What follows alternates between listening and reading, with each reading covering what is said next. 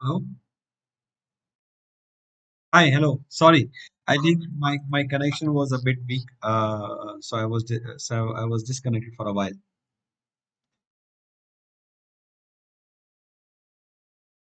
Okay, excellent. Thank you.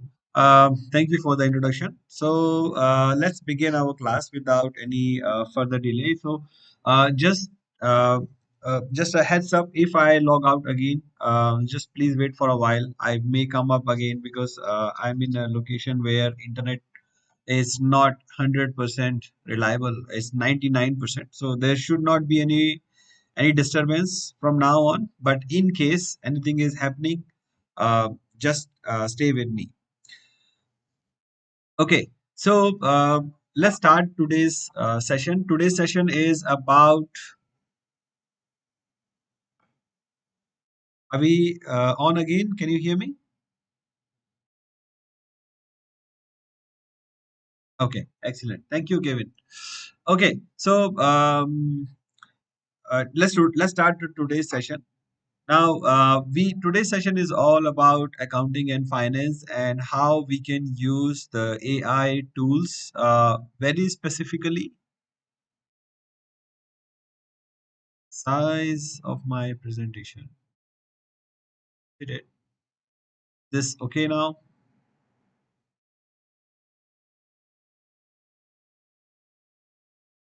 Okay, excellent.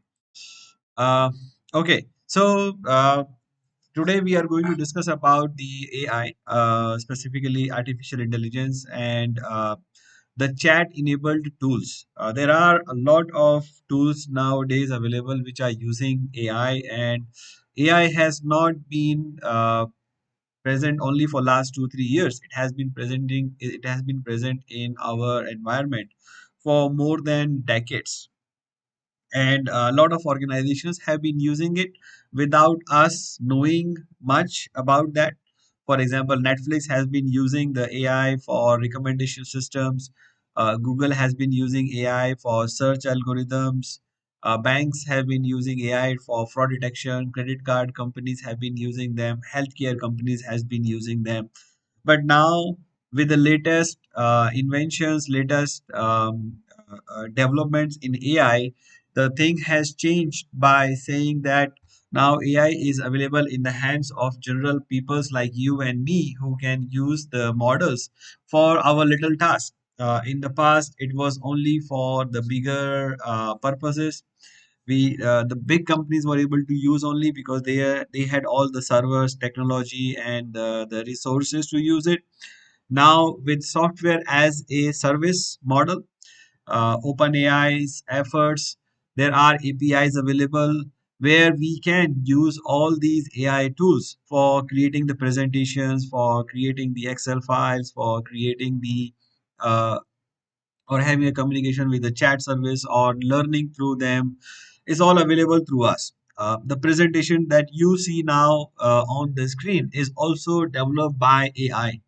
Of course, the content has been given by me, but it's designed by AI. So all the images that you will see are selected by AI. The text, some of the text has been generated by AI. But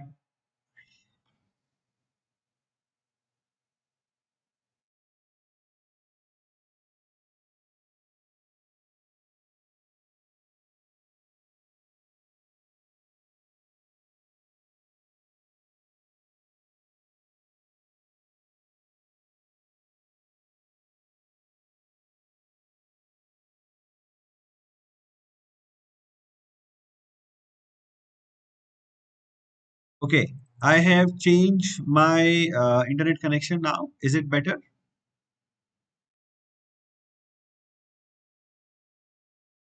Okay, thank you very much. Um, so I was saying that this AI has been available for a long period of time, and what we are seeing now on the screen, this presentation has been designed by AI. The content has been written by me, but the design, the features, the allocation, the text is all done by AI tools, not by me, manually. Yo, it's the audio is keep on losing.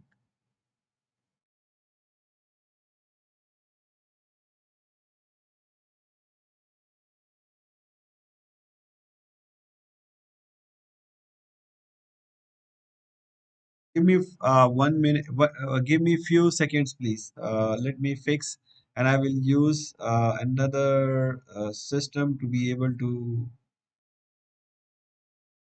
Just give me 1 second, please.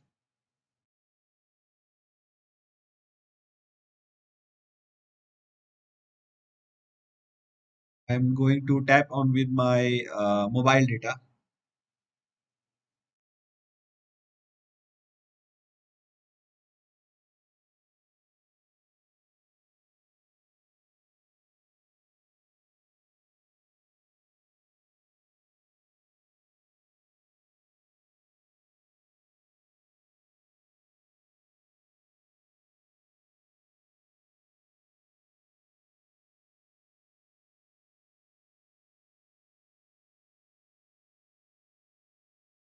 I'm enabling my mobile data. Just give me few seconds, please. I'll be right back in.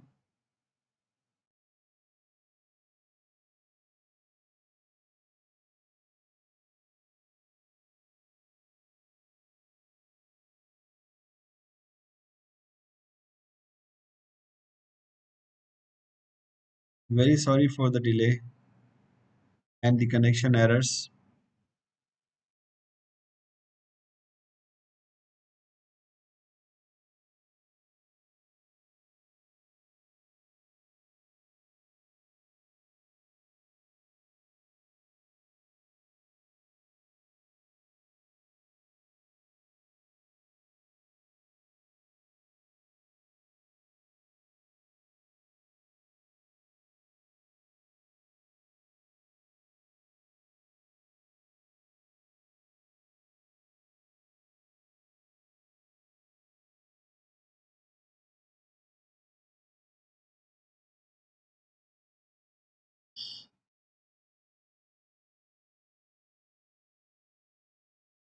Okay, is that stable now?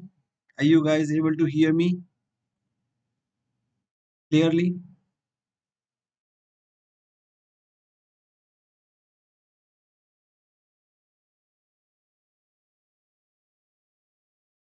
Can you give me a yes in the comments if you can hear me loud and clear? I hope it will not break again because I have enabled the my stable mobile data for now. So it should not be any troubles. I'm sorry for that. Okay, so now let's start again. So I was explaining about the AI tools. Today we are going to discuss most importantly the chat function of AI, where these tools are available to us via OpenAI directly via chat functions or via third-party apps or other AI models like Bing or softwares. So the screen that you see on the screen now, the presentation is also developed by a AI-enabled tool called Gamma, where I give all the outline and the data of all my things that I wanted to share, and it helps me to generate the presentation format by adding the pictures, by adding the framework, by adding the model, by adding the text blocks, and designing the presentation. Of course, I edited all the text, but the design work is all done via the AI. So let's start with that again. So here I'm going to start the presentation.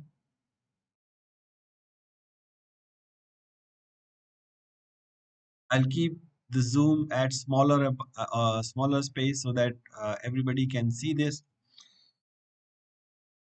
So the AI, first of all, in case you are working as a finance professional and the AI tools are keep on developing. There are always new tools available in the market. Every week there is something new coming in for making presentations.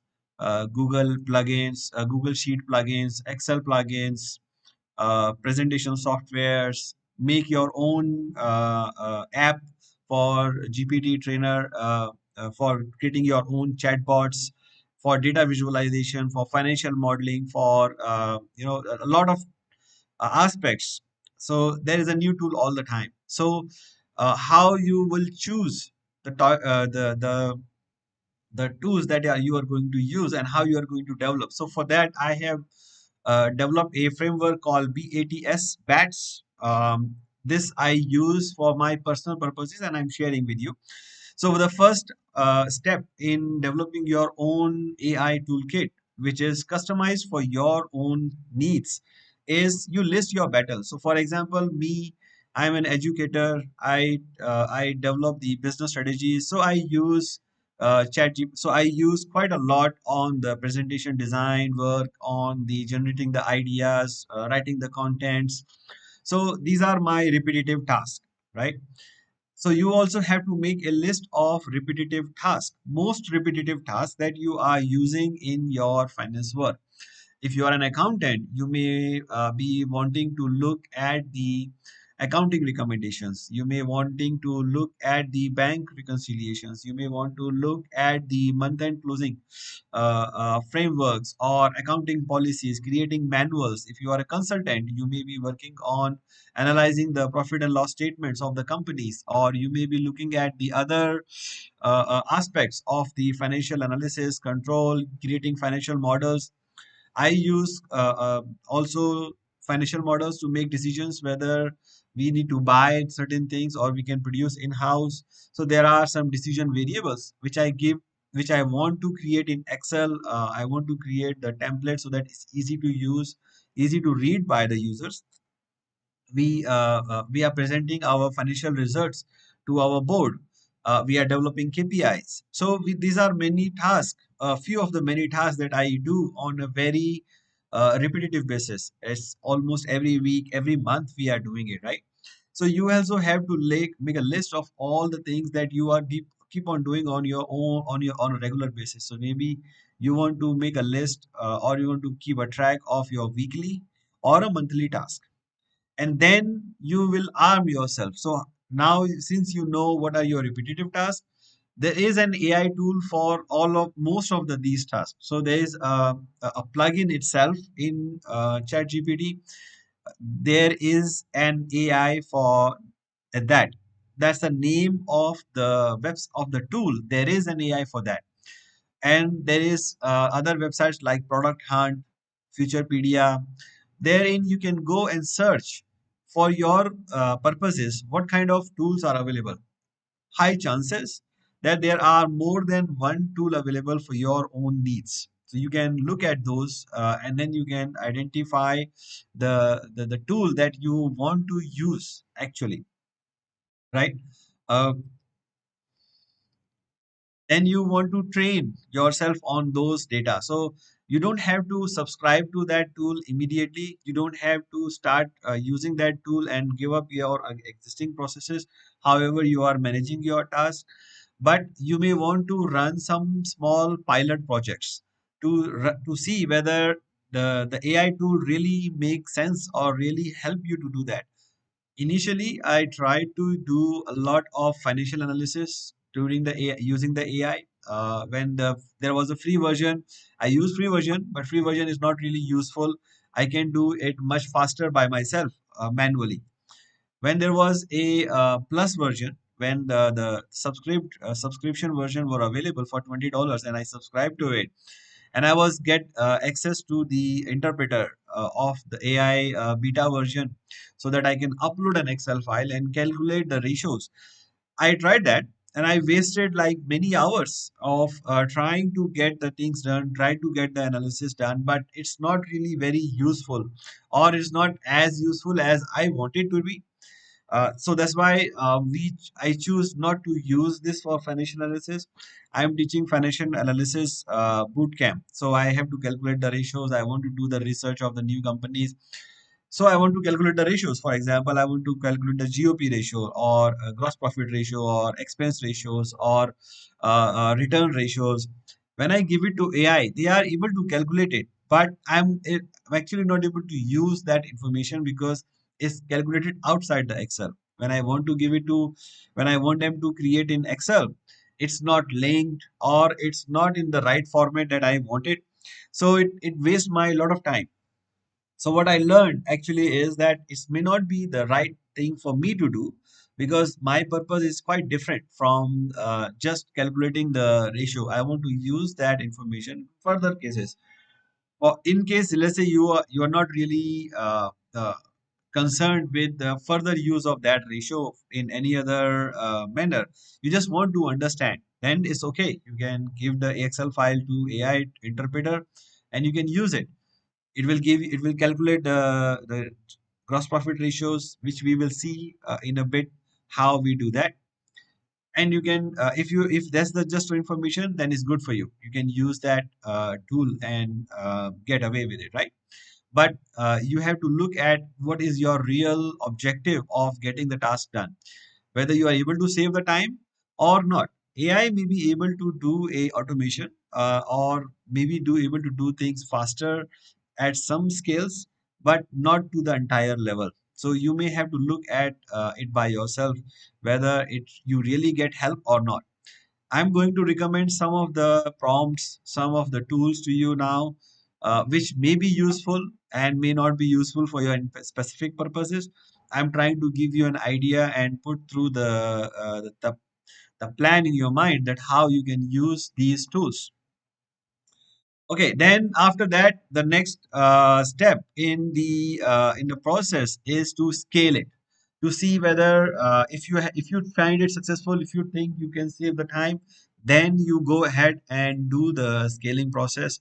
You purchase your business subscriptions, or you can procure that app, or there are limited versions. There is a website called appsumo.com, appsumo.com, where you can purchase similar products for a lifetime subscription. So you don't have to pay a monthly subscription or an annual subscription. You can pay it one time, and then tool will be available for you. But and they have a 60 days guarantee. I am not getting any commission from them, so I don't have any interest in promoting that app. It's just a tool that I use to try out new tools with a very small amount of risk, and that's why I'm recommending it to you. Okay, so how before we go into the real use of AI, I need you to have your AI tools ready. So primarily, we are going to use ChatGPT. In ChatGPT, you can everybody can see my screen, ChatGPT screen. Can you give me a yes in the chat, please? And are you able to still hear me correctly? Okay, excellent. I will keep on checking on you so that I know that you are able to listen to me. I don't want any one of you to miss any of my things. Okay, so the Chat GPT have free subscription and also a plus subscription, where they are giving access to GPT-4. So there are few models in AI, especially OpenAI, ChatGPT.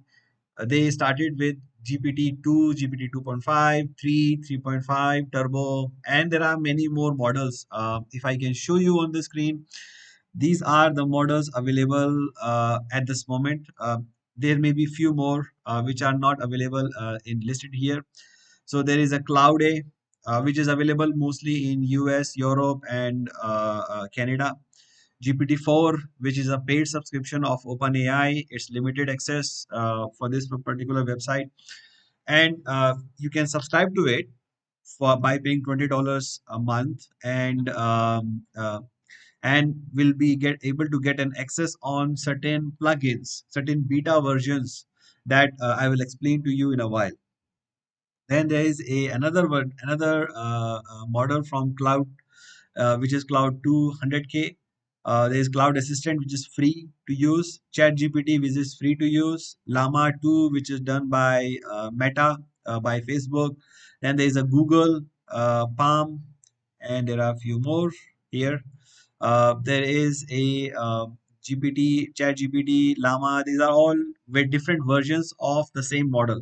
So the recent versions are always faster, are always having a larger context window. So how these models work. So let's look at the Chat GPT window. For the simple purpose, we are going to use GPT 3.5.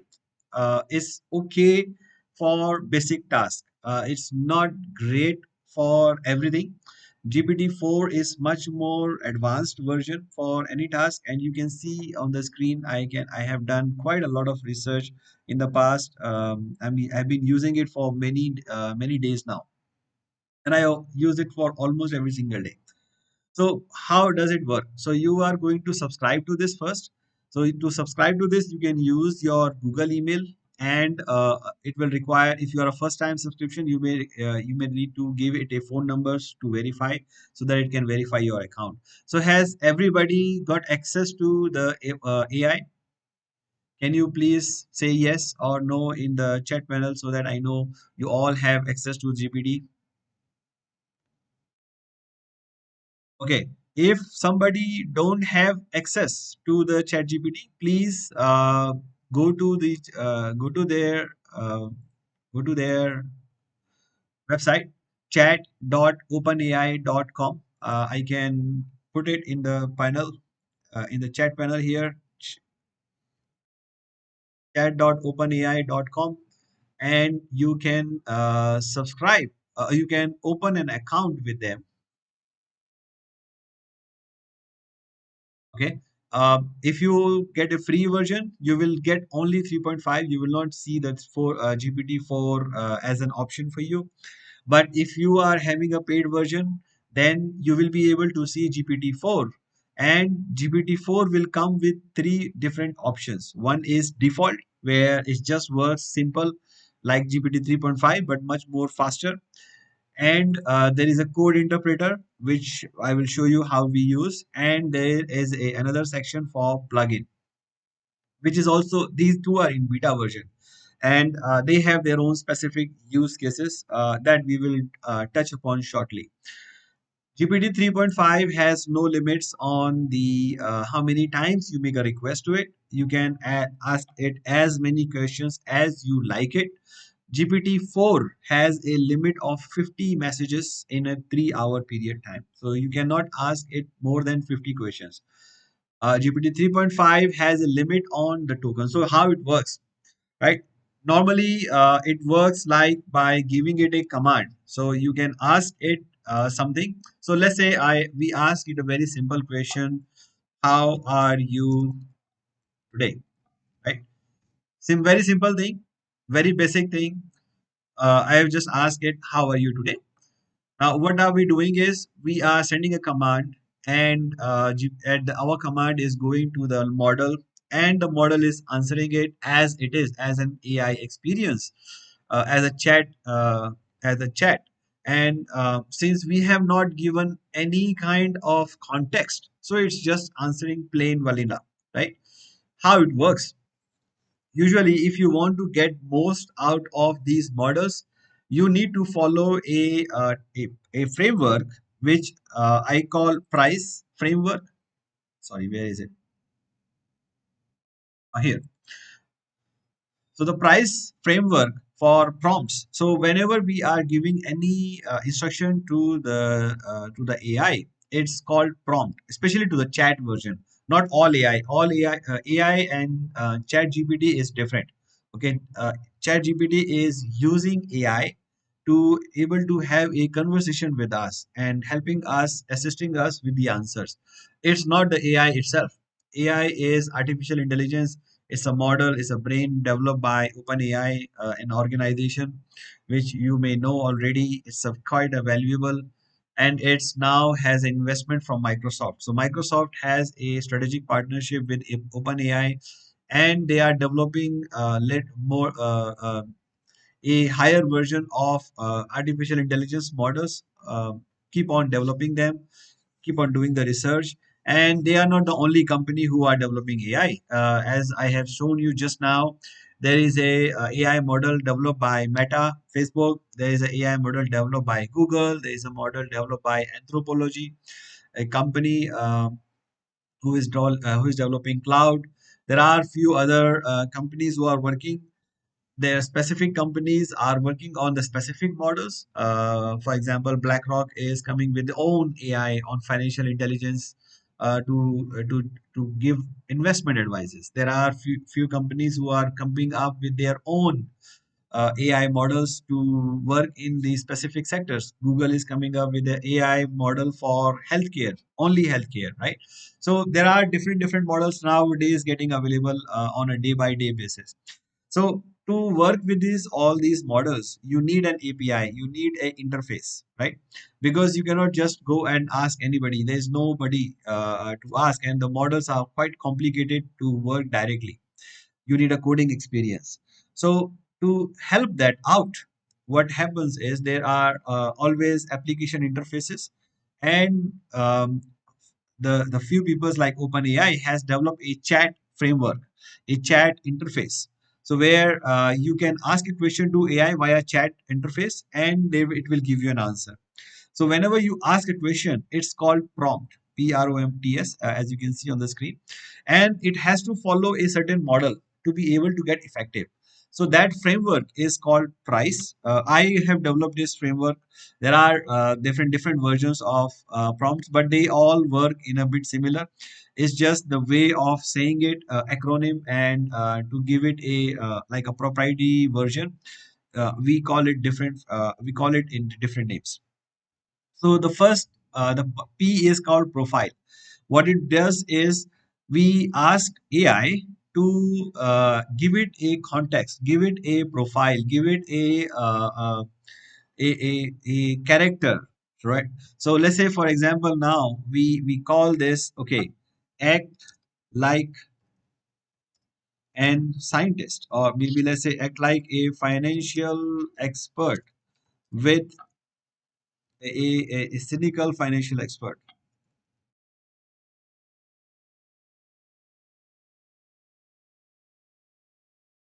who is busy with month end closing, right? Now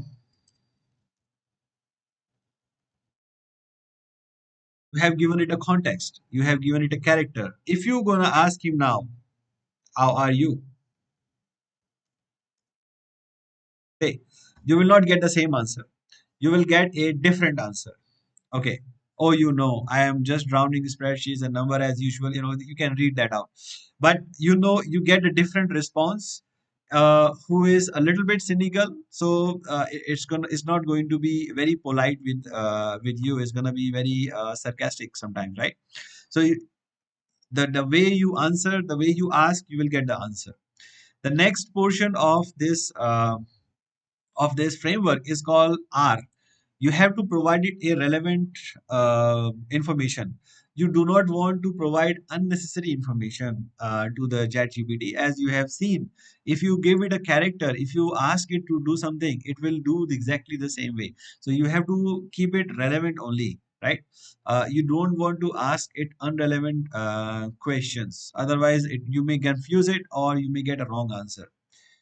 Instructions, I for instructions, only one task at a time. It's usually that we give a lot of tasks, and this is my experience. You can I have given it multiple tasks at a single time. What happens most of the time is it takes the first two tasks and seriously and do it. The rest of the information it ignores, because it's not able to keep on remember all the questions and answer it. And by the way, there is a limit on how much context it can accept. So the GPT 3.5, the free version, can take only 2000 words, around 2000 words. There are actually 2000 tokens. Each token is comprising 4 characters. And in a general English language, there are about 4 to 5 characters in a word on an average. So we said it's about 2000 words to make it easier. I will not use the word token. I will use the word words instead of token. So it's about 2000 words that it can remember. So now I have already asked him few things already. So these are already about 2000. So if I am going to give it a new character after some time, it will forget the old character. It will forget all the text context that we have been giving to it, and the answer that we it's giving us is also counted in that. So whenever I'm asking it another question, it will always remember that previous question, its own answer, and the new question all the same time, and then it will provide you the answer. So you have to remember, you cannot keep on asking this on a very long period of time. If you want to keep on using it, please provide a fresh context all the time. Otherwise, you may not get an exact answer or the answer that you actually desire. So keep on providing a new, fresh context all the time, and ask only one single instruction in one command. Don't ask multiple things. Then you need to give it a concise and a clear command. What exactly you are going to do, and we will look at the prompts that we are going to use in a bit after this, and I will show you how it works. It can be an example that you need to look at step by step process, including milestones, subtasks, and dependencies from the other team members. We have used it, so I will use it. I will show you how to use this information. And sometimes, if you want any specific information from the chat gpt, you can ask it to give it an example. You can give it an example of how that particular uh, instruction output you want it. So if let's say you want to give it a specific template of row and headers, you can give it that, okay, these are the sample table I want. So it will generate a similar table to you. Otherwise it will create its own table. If you want it in bullet points, you tell it you want it bullet points. You want a table, you want a step by step guide, you want a code, you want it. If you want it to answer ask also after it gives you a specific answer, and you want it to confirm with you, you can tell it, okay, please confirm with this. After this answer, you can confirm with me, and then I will ask you to continue. You can tell it. So and it will do that, it will follow that instruction. The most important part is to give it a one command at one time. Be concise and clear in your command. Give it an example if you want to. If you it is the last, giving an example is an optional thing, but it's better to do it. It's the best practice to do it. And keep on give it a context. Otherwise it will forget everything else, and will you will not get the right answer or the right output. Okay, so how we use it. So we will work with a very simple a use case to start with, so that it's we can build upon that use case for the coming season. So if everybody of you are ready with your OpenAI plugin, please open this and open your chat panels. Create a new chat, a blank canvas, so that we can start. Usually for accounting and finance starts with bookkeeping. So some of you maybe are in bookkeeping, some of you may not be in bookkeeping. So we will start with that, right? So you can assume yourself you are working in a company, and you are a bookkeeper, and you don't know certain accounting, right? So there has been a new accounting standards, and you want to know. So let's take this as an example. I will share this presentation file link with you guys so that you can take a look at it. You can download this and you can copy the prompts if you like to after the class. So let's say I copy this command first, and then I will put it there. If you like to follow along, I can post it in the chat panel for all of you to copy paste if you want to copy paste. So let's say we have asked it. So what I'm asking it, you can see we are a software company selling lifetime subscription for our app, which costs $99. So I have given it a scenario, right? Remember our profile, our our our um, our our framework. price framework. So we have given it a profile. So we are a software company. We have given it a context, and we are giving it relevant information. It includes all the future upgrades to our platform. We estimate that it will be around 30% of our development cost over the course of next 3 years to provide additional features. And then there is a 30-day money back guarantee as well, because most of the software companies, they give a money back guarantee, right? 30 days trial, or a free something. It does not have a trial, but we are giving a 30-day money back guarantee. So now we are wondering how what a accounting treatment would look like. So here I have not given it a character, so we can even give it a character. Act like a accounting standard expert and provide an accounting treatment for this scenario as per IFRS. Now, I have to specify how you want it, because the accounting treatment's different in each country. There is a different US GAAP, there is a different IFRS, there are INDAS, there are Australian GAPs, there are Chinese IFRS. So everybody has a different accounting structure. So what kind of accounting treatment you want? So if I want IFRS, so I will give it IFRS. So let's hit it and see what does it comes with. So it will give you the initial instruction, but of course, it comes with always a disclaimer that you need to consult with your professional accountant or financial advisor, and it is giving us the initial revenue recognition over time, but it does not give us the detailed journal entries or detailed process. So we can ask it again a follow up question that we want a detailed answer. I expected a step-by-step review of IFRS and suggested journal entries. So you can ask it follow-up. Ideally, you can ask it in the advance, right? As we said, example, or giving it a output of what we exactly want. So you can actually should have asked it initially. So now we can again, it's just a step by step. It's the same thing, but given together with a uh, journal entry. So it's not where we want, because IFRS 15 has a step by step guide. There is a 5 point framework in IFRS 15. Evaluate this scenario.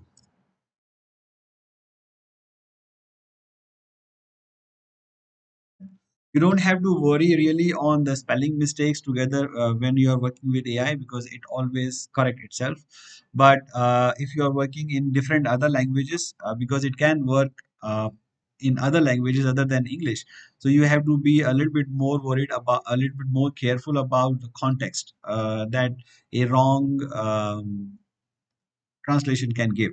So here now you can see it is able to give us the IFRS step by step guidance, identify the customer contact, identify the performance evaluation, and then determine the transaction price, and all the steps one by one.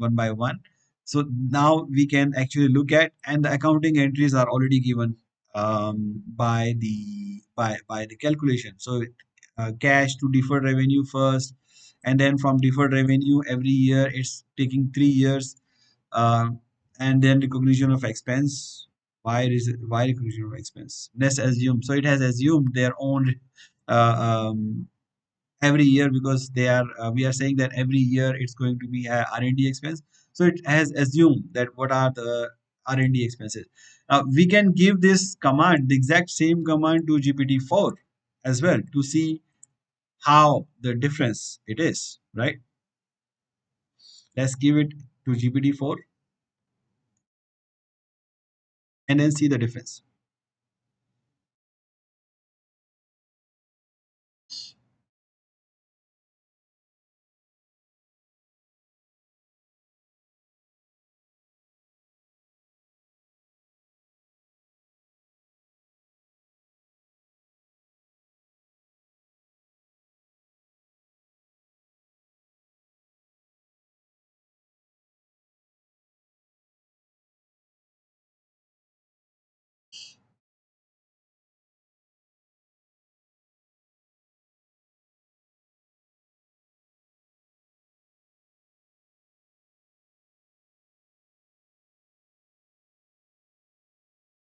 Again, you will see GPT-4 has we gave the same command, exact same command to the GPT-4 compared to GPT 3.5, and we get a completely different answer. And you can see GPT-4 is much more advanced and considerate in putting up the analyzing the situation first. So it is analyzing the situation one by one, step by step, and then it is giving us the accounting entries and accounting treatment as as in a different manner.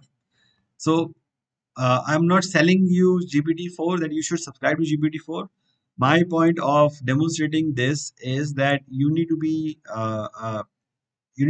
having to do a trial and error with different models because all these models behave in a different manner.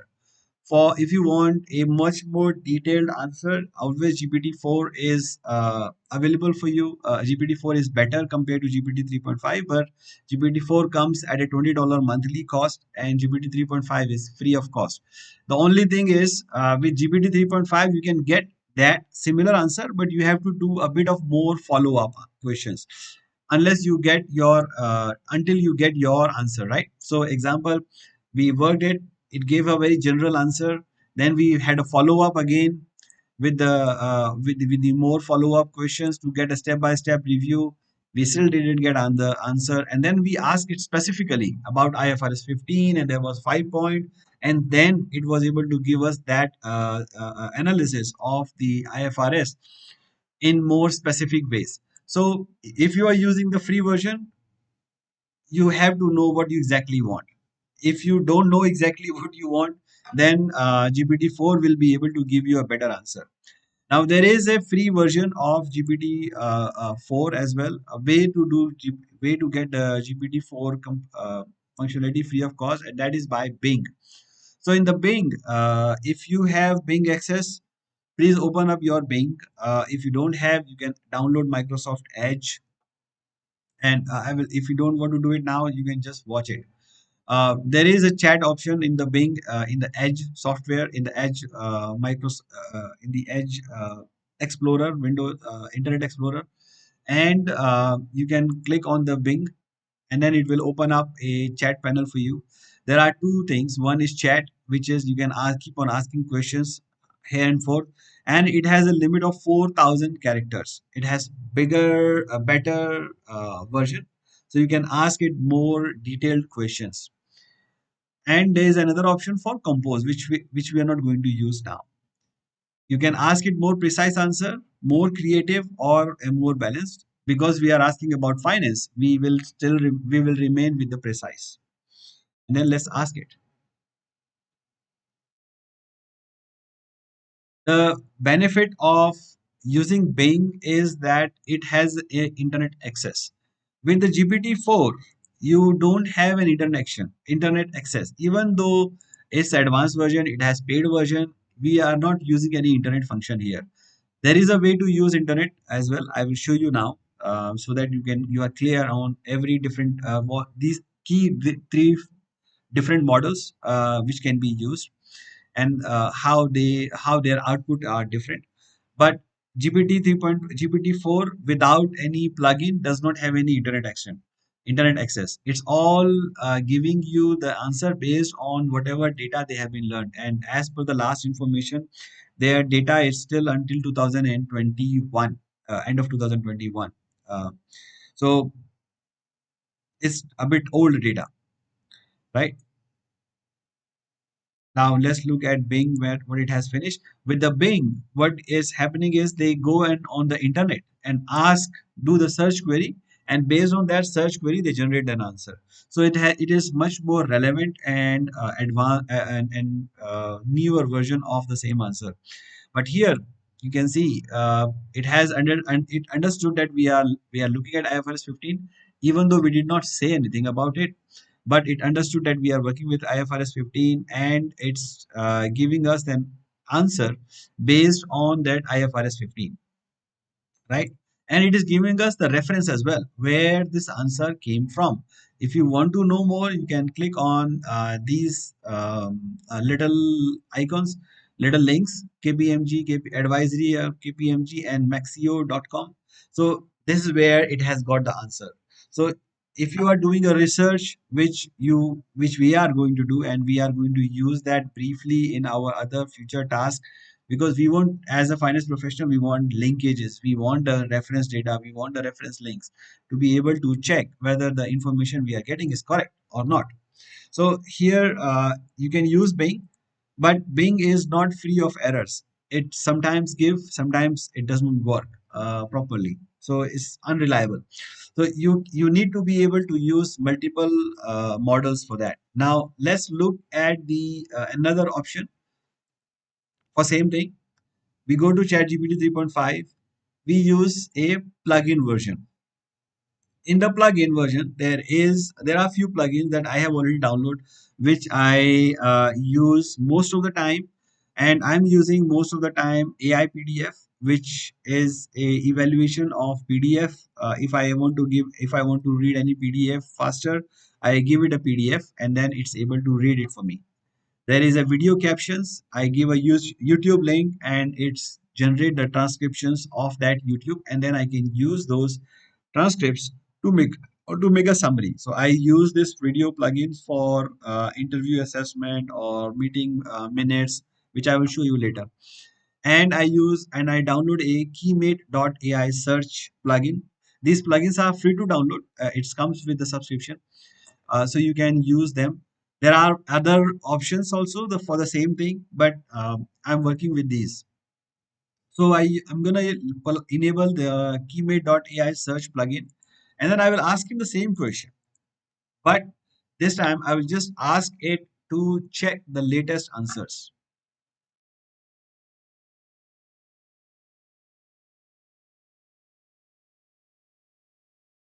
Check internet as well for latest development in accounting standards or examples. So what it will do for us, it will use that plugin, the keyword.ai search plugin, and it will search the information for us on the latest examples that we are asking it to do. So you don't have to do that Google search or anything else. The AI will be able to do it for you. It will automatically search the search criteria. It will automatically extract the results, and then it will summarize that result into the response, and then compile the response based on that search result. If you want to know what it's doing, actually you can drop down, you can click on the drop down, and then you can see what it has done. Basically, see, it has actually selected the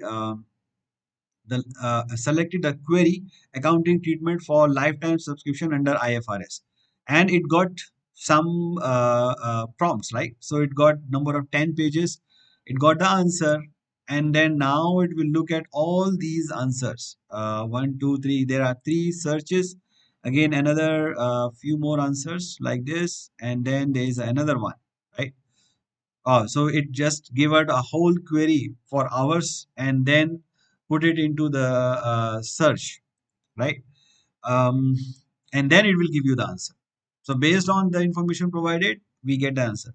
So this prompt basically it's just to make sure that we are getting the answers which are latest in the development. So let's say if there is any modification and we suspect there has been changes in the IFRS which are in the 2022, 2023, and we don't know because AI would not know that because their trained data is always old. There is no AI at the moment which has a real time training of the data. It may be in the future, but as of now, it's not. The AI data will be trained maybe a month later, month earlier or 2 months earlier, never real time.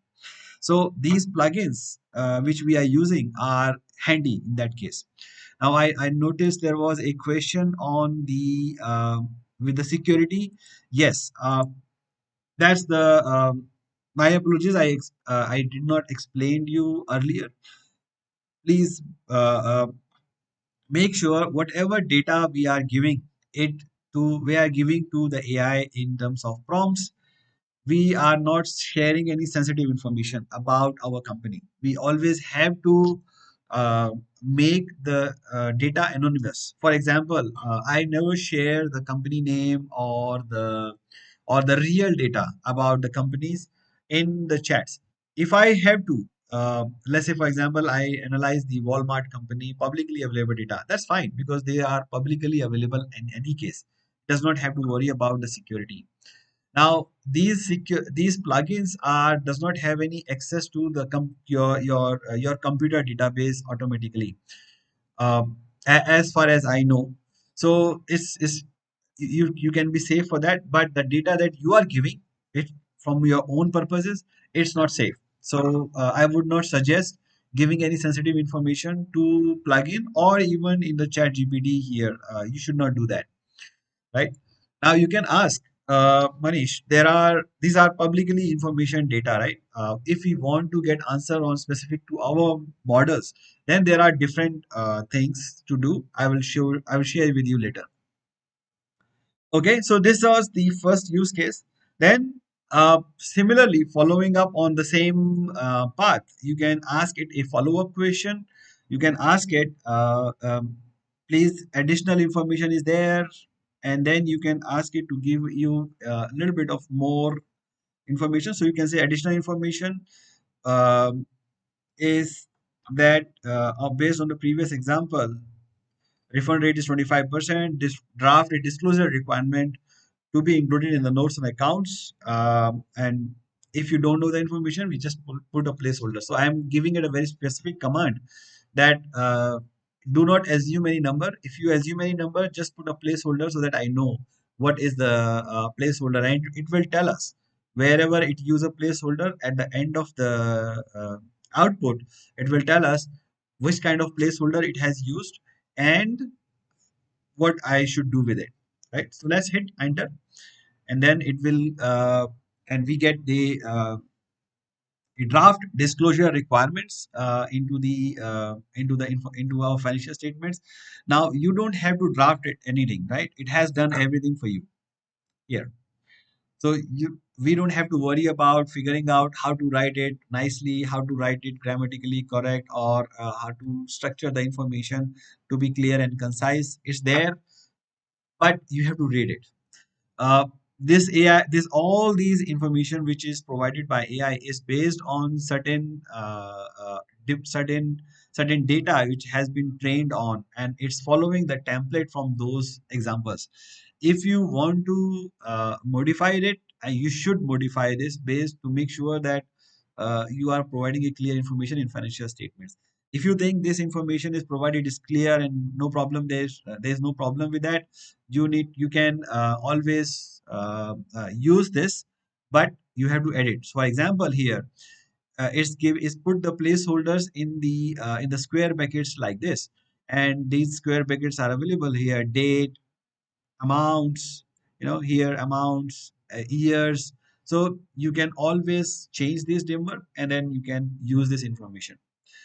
So there is still some manual things to be done for now, but that's that will reduce your time significantly immediately, right? So that's the two use cases in bookkeeping with AI. There are a few more bookkeeping. So let's say now if you want to get the flow of accounting entries, so you can ask a follow-up question. We are using the same scenario so that we don't have to keep on imagining the new scenario all the time. We didn't get the flow of accounting entries. So you can ask a simple question: what is the recommended flow of accounting entries for our use case for each type of transaction? Give by year. Okay. So let's see.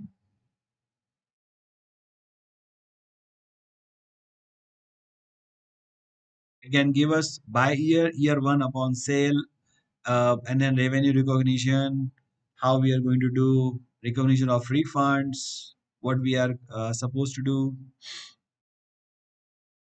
assuming there is only one sale, and then development cost, and then the other type of things. But obviously, you have to look at the information which is generating with your own accounting manual, with your own auditors to make sure that is correct. In the class, I will not evaluate the information generated by the AI because it will take a long time. Otherwise, we may not be able to finish the things that we want to finish. So I have done when I did this preparation for this course. I did the same. I tested all these prompts, and honestly, I get different answers. So this is not the answer that I get originally. I have the original one saved somewhere here. IFRS 15 here. IFRS treatment for software. It was yesterday. So you can see it's a different answer, right? Uh, AI will never give you the same answer here. It's for different format, different answer, and the same prompts because I copy the prompts exactly the same. I didn't change it, right? But I got different answers. So the answers will be different all the time by the AI. You will not get the exact same answer for if you hit it two times. So you have to remember this. The another thing is you can always regenerate the answer. Let's say I'm not happy with this answer because it's too much. So I can hit regenerate, right? What it will do is it will erase the previous one and generate a new answer. But if you think that, oh, my previous answer was better, then there is a option here. You can see it's very small, 2 by 2. You can go always go back, and there is an arrow right next to it on the left side here, and you can click on it, and then you will get the previous answer which is generated by AI. So you have both the answers available to you, right? That is the thing, and it automatically save all your conversations together with it. But if you are using plugins, it will all it these all the outputs which are generated by the plugins will always be erased after a few hours. So you will not be so AI will not be able to remember whatever it has done with the plugins, all the outputs, but the answers will still be there. You can still access the information here. So ideally, you should copy paste. Like for example, if I know the answer is there, okay, I will not leave it in AI here.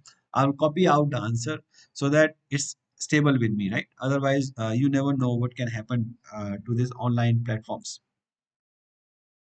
Any question or any clearance that is needed until now?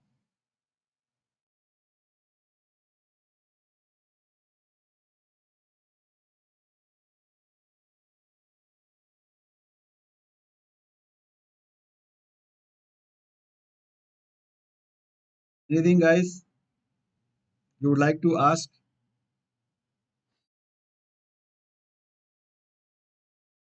Otherwise, we will move forward.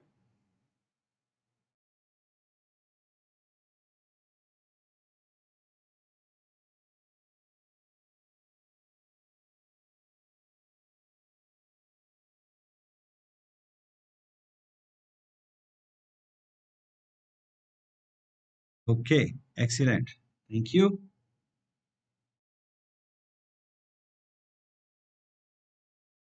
Okay, fine. So let's move on. So we have done until now three use cases. I also actually ask it because I'm a very lazy finance expert. I don't want to do anything nowadays, and I want everything to be done by AI. So I ask it, okay, since you have done it already, why don't you? Sorry. What was the question? Oh, okay. The chat in the Bing. I'm sorry, I'm just taking the chat panel as it goes, so that the questions are not unanswered for a long period of time. So in the Bing, you click on the Bing and you click on the little icon on the B. Is usually available with the Edge. I don't know if you are not able to get it. For my panel, it's always there.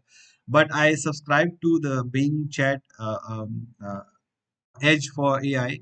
So here's you click it and then you will get it. Okay, excellent. Now we go back and then I ask it, okay, please generate a chart of accounts for me because I know even though it's giving us the in the accounting entries when it was giving accounting entries it gave us the type of account that we can use but I still wanted to be I still wanted it to create a chart of accounts for this purpose for this particular use case for a very simple purpose. I ask it because you may be working in an accounting you may be working in an industry, you may be working on in a new job or in a new function or in a new business for which you want to create a chart of accounts and you may not know how to do that or what kind of chart of accounts can be used potentially, right? So this is a very good way for you to do all the scenarios. You can put all the scenarios that you think your business has. What I would suggest, you make a summary of all the key transactions that your business is doing, put it into a simple text file, give it to the chat GPT in a very generic sequence, and then ask for accounting entries. You can even create an accounting manual out of it. The whole manual out of it. You can do that. There's no problem. And you can see it has generated a chart of accounts for this particular business, software business, cash equivalent, prepaid expenses, contract cost assets. I mean, this is just make up the property, plant and equipments. What I was most interested in this deferred revenue, deferred tax liabilities, the deferred revenue short term, refunds payable because we have refunds payable in case we have refunds after 30 days, so it is developing it. Then revenue wise we have also developed it, so it can help to develop your chart of accounts, but again it's a very generic answer that you get. You can always ask it more follow-up questions. So let's say I am very concerned with let's say research and development expenses, sorry, sales and marketing expenses, because for a SaaS company sales and marketing is very important, right? Sales and marketing expenses as the ratio is very high. I act like a FP and A expert and suggest on a chart of account for analytic analysis, tracking, and controlling process. So we can challenge AI. Then let's say we want to control the sales and marketing expenses. Then we can get a much more detailed answer for the sales and marketing expenses. So advertising, digital marketing, print, outdoor, radio, TV, promotions. It is giving, keep on giving. So since we want it to be detail oriented, it is giving us much more detailed sales development expenses. So we can track this our expenses based on these line items, and we can track our expenses. So instead of cracking our heads on how we should crack the we should trace the marketing expenses, here are all the accounting expenses. Some of them you may use, some of them you may not use, so it's up to you to decide and say that okay how you are going to use it. Wow. Again, this is going above and beyond its call of duty. Now today is going like really extra mile. It's giving us recommendations on the controlling budget versus actual ROI analysis, expend trend analysis. It's It's giving all the answer, and you can keep on asking it how to do this, how to do that, and it will keep on answering you. But I would suggest don't go into the rabbit hole. Just take what you exactly want. Otherwise, you will keep on spending. I spend it like days on in interacting with the AI. Okay, coming back to our slide. So this was the bookkeeping with AI. There are many other purposes that you can use it, but these are the normal key areas. If you think there, if you now able to think, if it triggers your thinking process, and you think there can be uh, um, many more scenarios where we can use these AIs, please put it into the chat. We may look at them or we may not look at them, but at least you can use your own creativity and imagination power immediately, and that will help you to learn it even more faster. So please take your time. We can take a 2 minute of break as well for your water and loo or anything that you want. In the meantime, who don't want to go on the break, please put this two three things more which you think only from accounting perspective. Don't go further. I have many more use cases for you to think, but only for bookkeeping purposes. If you think there is anything else that you may now use AI based on what I have shared with you. There can be other scenarios. Please put those scenarios so that at least I can use them for future classes. Please go ahead, do that, and let's take a 2 minute break as well at the same time so that you can refresh yourself. I can take some water.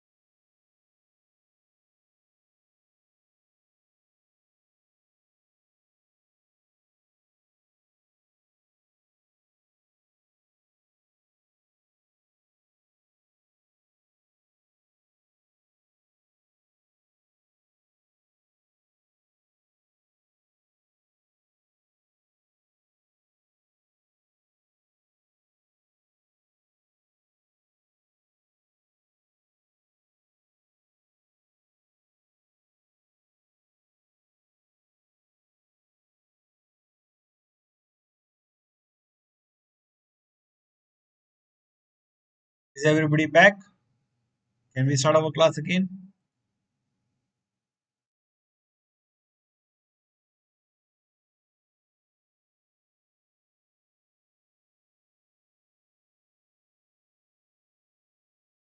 Okay, excellent. Thank you very much for your attention. I hope you are liking the class until now.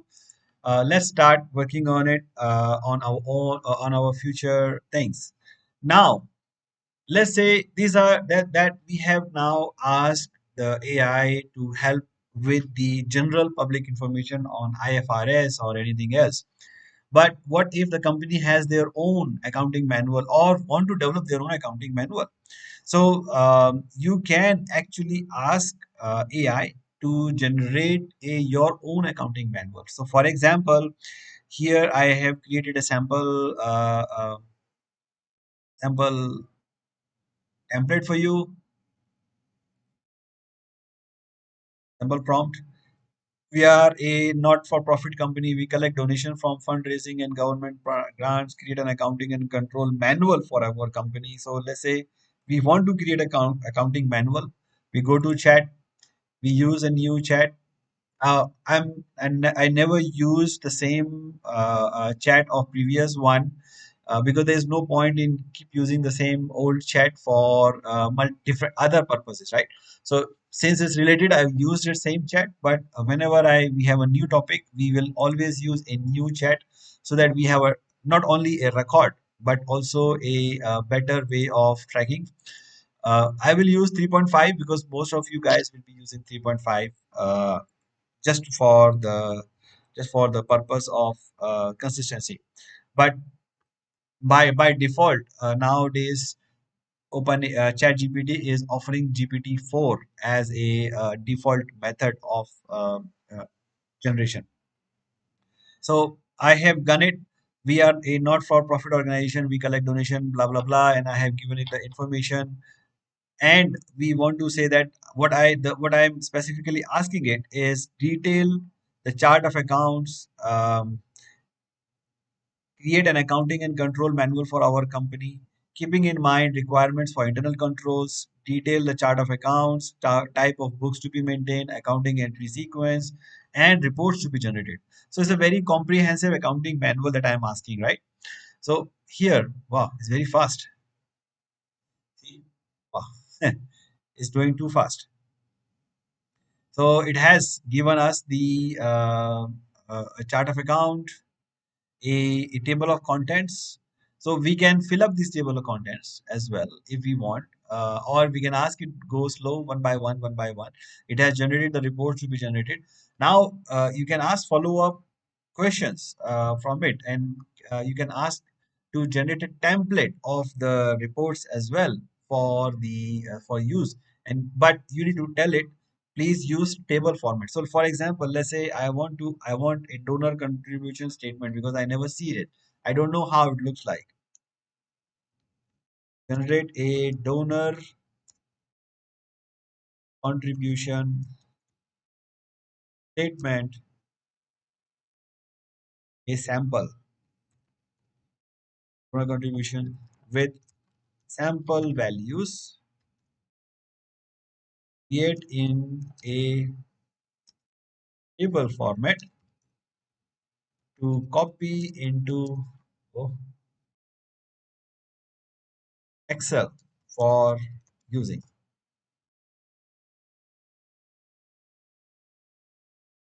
Put the formula as well for cells to be used because here so it can now you can see here is a detailed contribution statement. It is generated in the Excel file. It you can it has given the Excel as the formula as well. I mean it's a basic formula, but the idea is we want to know the formula. So here you can copy this statement if you want to copy this template, and you can use this for your controlling purposes. You can go as complicated as you want, but this is how it's generated. Okay. Now if you let's say you have developed the accounting manual, you have developed your own chart of accounts, your company may have your own accounting manual. For example, hospitality industry where I work, we have a specific manual that we use, right? So if you have that, how you are going to use it, how you are, because your private accounting manual, you don't want to give it to chat gpt and in public and make it public, right?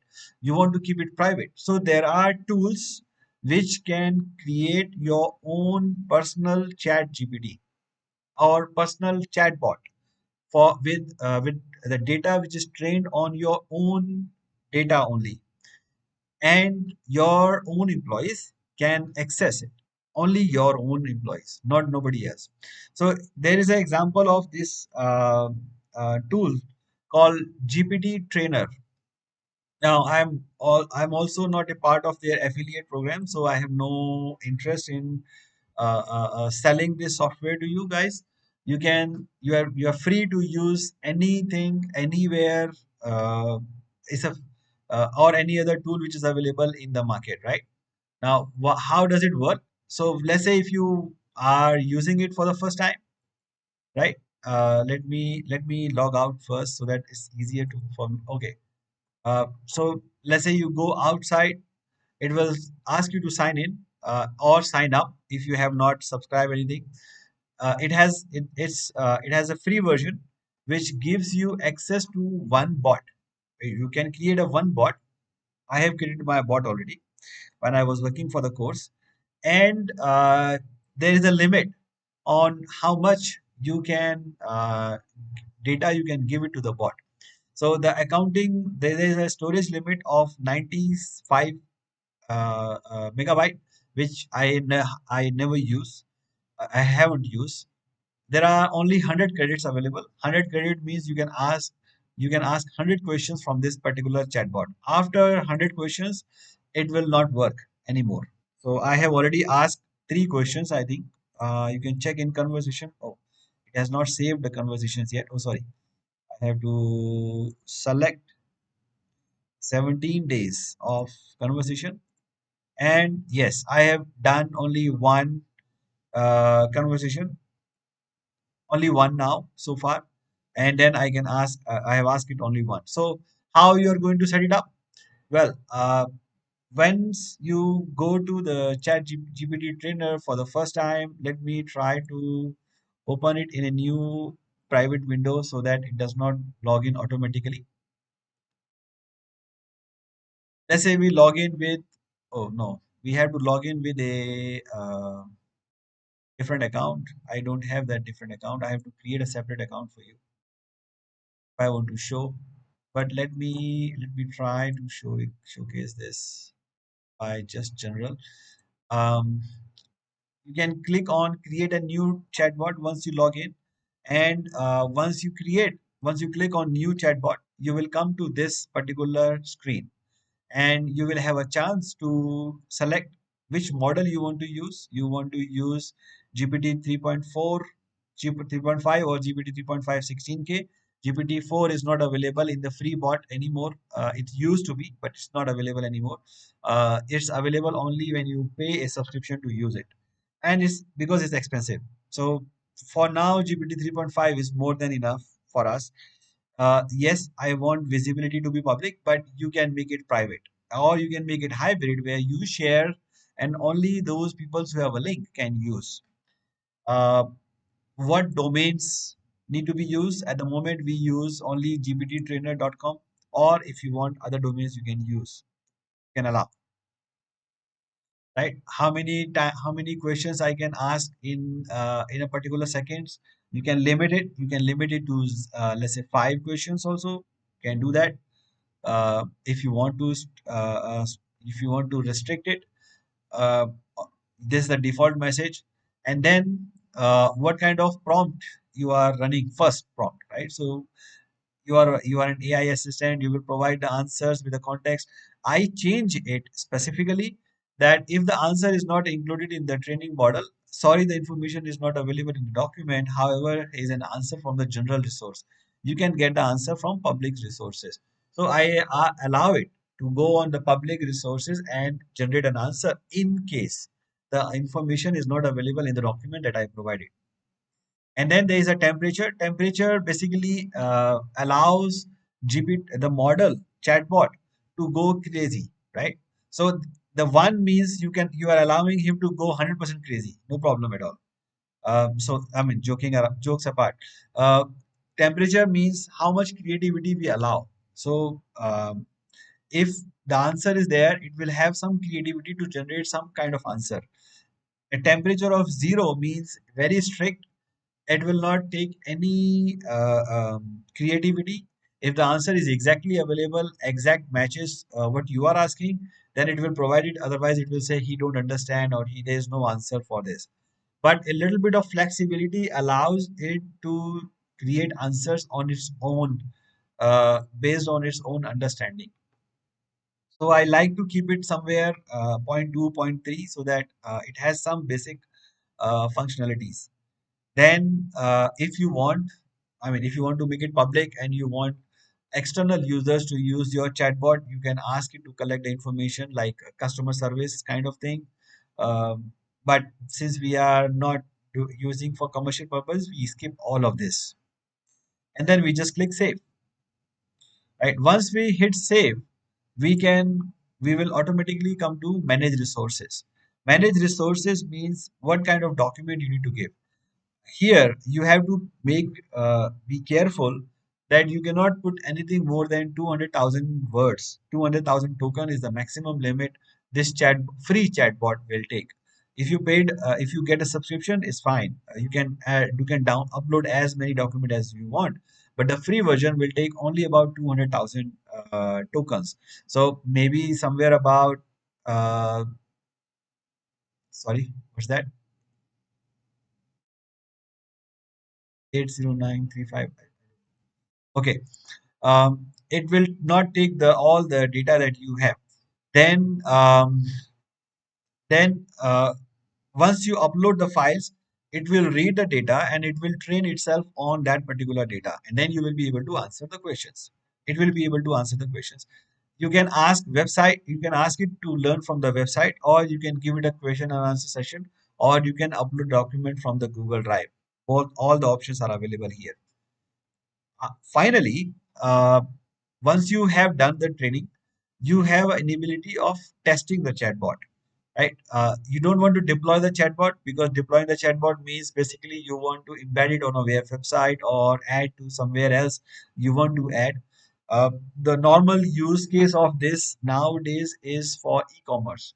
So if let's say you have a product which has the information, you can use this GPT trainer to add into your website, and it will be able to understand about the product that you are selling and answer the questions of general visitors to your website or website store, and answer them about the product. So if they want to ask somebody like, is these colors available, so it can answer based on the information that you are providing to him. So I use it for finance. So we didn't deploy the chart, we did not deploy the bot, but we test the bot. We can test it, right? So let's say you want to ask a question. This document was available to was generally on the accounting manual of hospitality industry. So I you can ask a simple question. Let's say where the soap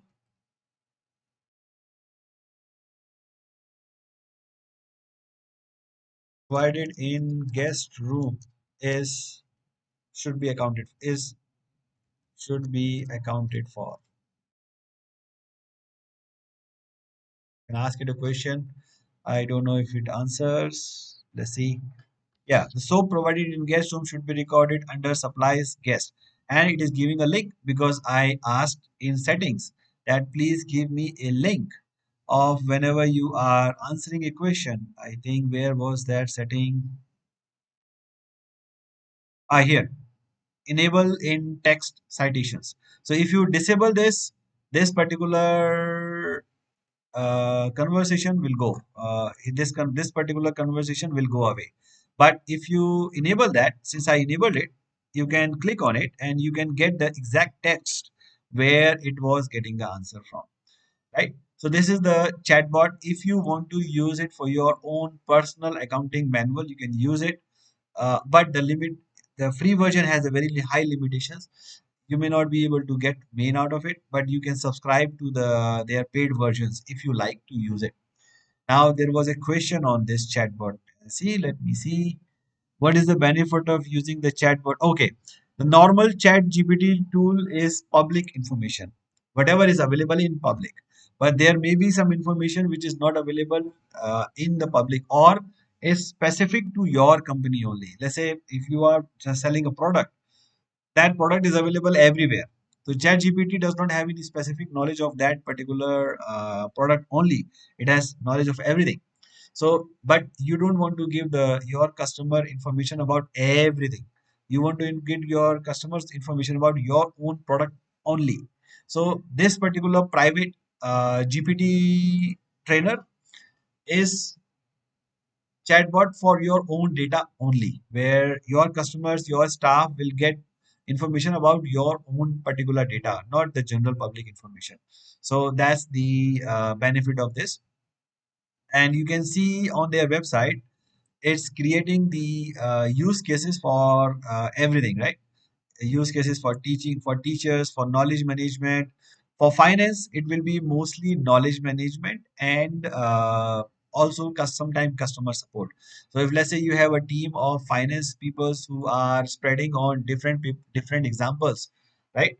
So let's say you are working for a company who has accounting offices in Europe, in Germany, in India, in Philippines, in Pakistan, in Bangladesh, everywhere, right?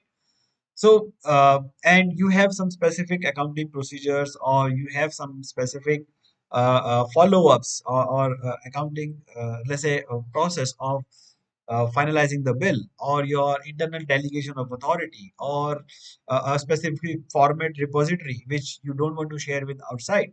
So, but one way of this is you create an intranet and you put it everything on the internet, and the users can go and click and search. That is a possibility, right? But if you want to make the life easier for the for everybody else, or you don't want to give access to everything, you can put it into the chat bot, and you can ask the finance staff to chat and say, okay, what is the format of this particular process. So the chat bot, because it has information, it has been trained on your particular formats, your particular procedures, it will be able to give the answer to that particular staff in the form of a conversation. So, a benefit one, it's easy. You just have to ask and it gives the information. You don't have to waste the time looking for everywhere, because as the data grows, the repository grows, it's difficult to find the information. When I was working for Shangri-La Hotels, we had an intranet, and it was very difficult to find the accounting policies on a specific subject, because we have so many accounting policies. We have to read each and everything. Plus, we are not interested in accounting policies. We are interested in answering to our questions, right? So we have to read that accounting policy, and the accounting policies and procedures are sometimes 50 pages long, 100 pages long. Who has time to read this, right? So you can ask the question and get the answer immediately, finish. So that's the benefit of this chatbot for a private company, for a large accounting team where you have a huge manual for being able to use. So remember that point, and then you can develop it. Now, how safe is that data?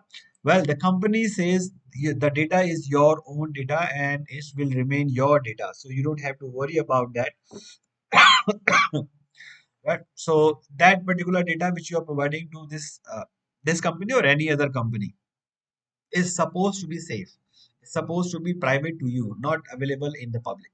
So that's the thing.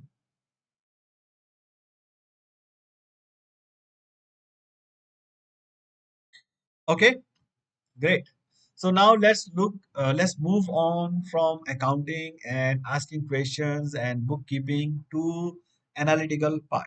So now let's look at the analytical, how the chat gpt can be used analytical. So we are now at analytical part. After that we will move into data analysis, some about financial modeling, some investment advising, some financial controlling tasks, and some cfo tasks. So that's the part that we are going to take over the next somewhere about 1.5 to 2 hours. So if we since I was a little late in the due to my internet connection, I don't mind to keep on taking another 15-20 minutes if we are not able to finish all the slides. So I'm happy to stay as long as it need. So now let's look at the financial statements. So financial statement analysis, basically we do 2 3 tasks in the financial statements analysis. This is public information usually, right? Uh, you can do your own management account analysis as well, where you are not really very much interested in the ratio analysis. You are more interested in budget versus actual, comparing versus last month, or certain specific, or calculating certain specific KPIs or matrices, but the process will remain the same, right? So I am going to showcase the public information and how we calculate these things, but you can always modify the prompt to be able to get the private management accounts analysis by yourself, just following the similar method, similar process. So here there are two methods, two possible choices here. One is we use the free version, GPT 3.5, Hail GPT 3.5 is free to use, so we can use that. So for this purpose, I have created a sample file of Walmart. Right. This is the information on Walmart. This information is contains the profit and loss statement and also on the balance sheet. So I just copied it from a publicly available website. I'm going to use it just to showcase how it works. I have done for 3, 4, 5 years. By we, if you want, we can do it only for 1 year, 2 years as well. But since the limits are fine, we can use this. Let's use this for 3.5. First, let's use a free version. So the command is simple: act like an financial analysis expert. Our character, now context. And in the next prompt, because I don't want to copy in the same prompt. In the next prompt, I will provide you with the financial statement of Walmart. You can tell the company because publicly information available, so it's safe. There is no secrecy on this. Walmart, uh, and I would need you to calculate what do we want it to do basically. We want it to calculate ratio analysis, so we want to calculate one ratio analysis. We can specifically ask what kind of ratio we want. We want profitability ratios, profitability ratio, return ratios, the working capital ratios, asset efficiency ratios, and liquidity ratios. You can ask it very specific. If we don't want anything of it, we can remove. Since we are providing balance sheet and profit and loss both, we can ask. Um, if you are clear on the task, let me know in affirmative and I will give you the data. Now, why did I do that? I'm asking it to make sure that it understand. Well, there's no need to actually ask if you are clear or not. Usually it's clear, but it's just a best practice that I have seen used by many different AI experts, so that you know they just use it this way. So I'm copying it. Now in the next prompt, I'm gonna give it a data. You can see how many, I don't know how many characters is it, but anyway, doesn't matter. So here is the data, and now it will give us the information. Correct. So here it has given us the formula as well, but it's fine. We don't need that. So it has calculated. Oops, it has calculated only for 1 year, I think. Oh, so we can ask it. Is calculate for all 5 years and give me a trend analysis.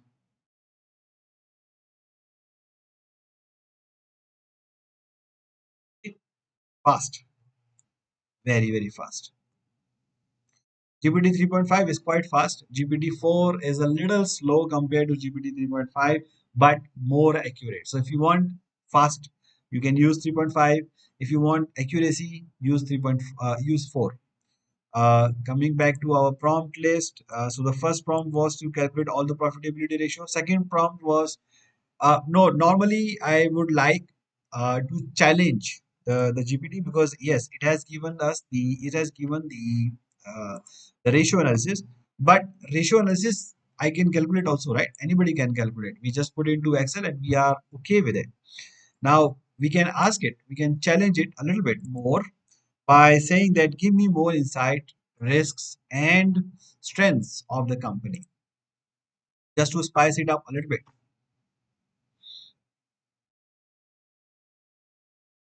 But be careful without, if the information is not available, it can hallucinate and it can generate unreasonable justifications without uh, providing in the data. So example, strength. How will it know strength from the data, right? It's giving us global scale and reach, diverse product portfolio, all these kind of things which are not available in the data. So you will not know whether these are really true or not true. So you have to be careful. Whatever GPT is giving you, it may not be correct. Okay, so I will not do the another demonstration of comparing, of working with the GPT-4 and giving you a comparison. You can do that by yourself, right? Another thing you can ask this company is to provide a so now work as a finance, maybe a CFO, and prepare a report to BOD on the financial health of the company.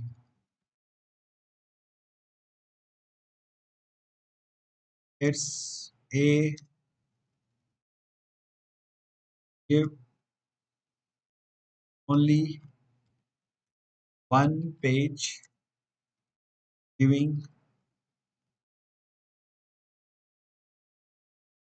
key data and action points that you will take as CFO to improve in coming one quarter.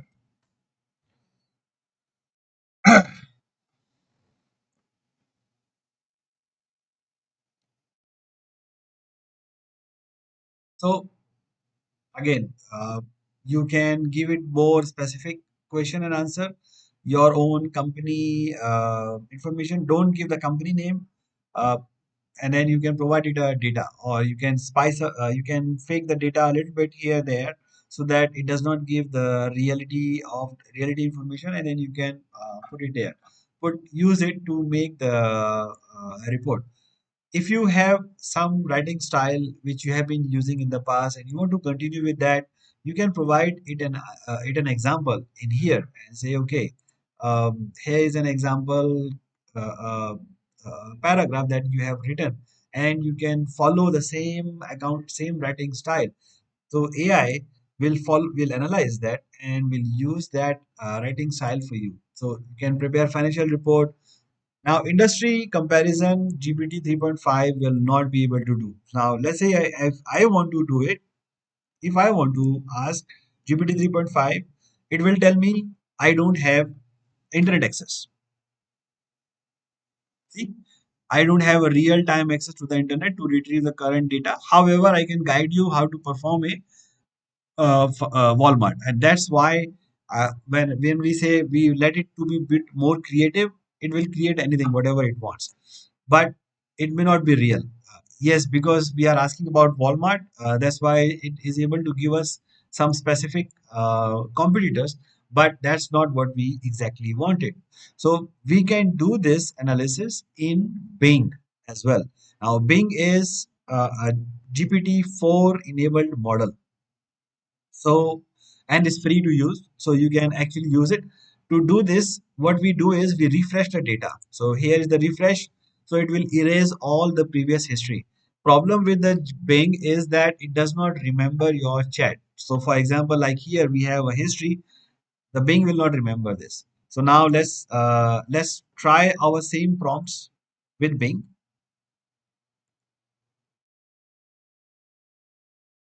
Okay,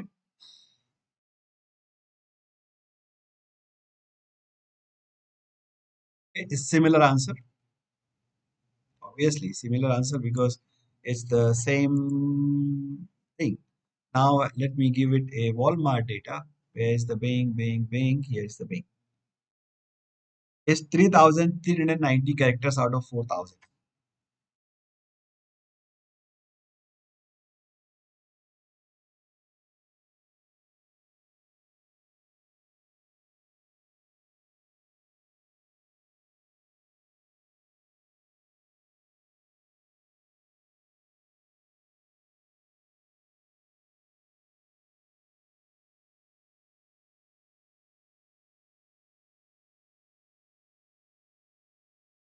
Again, similar answer of 1 year data. We can also ask the same question that we asked. Please calculate for all 5 years and give me a trend analysis.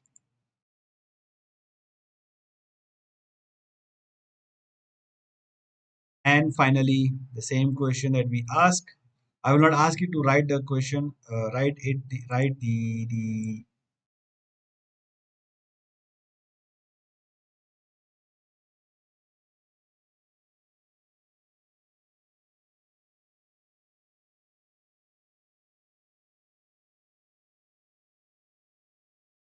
compare the company performance with its competitors based on recent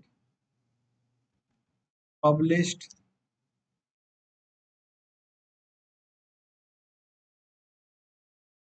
Okay.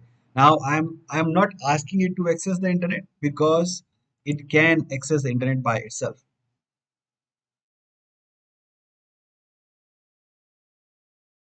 So I will not even asking it what competitor I want. It will understand it. So let's do that.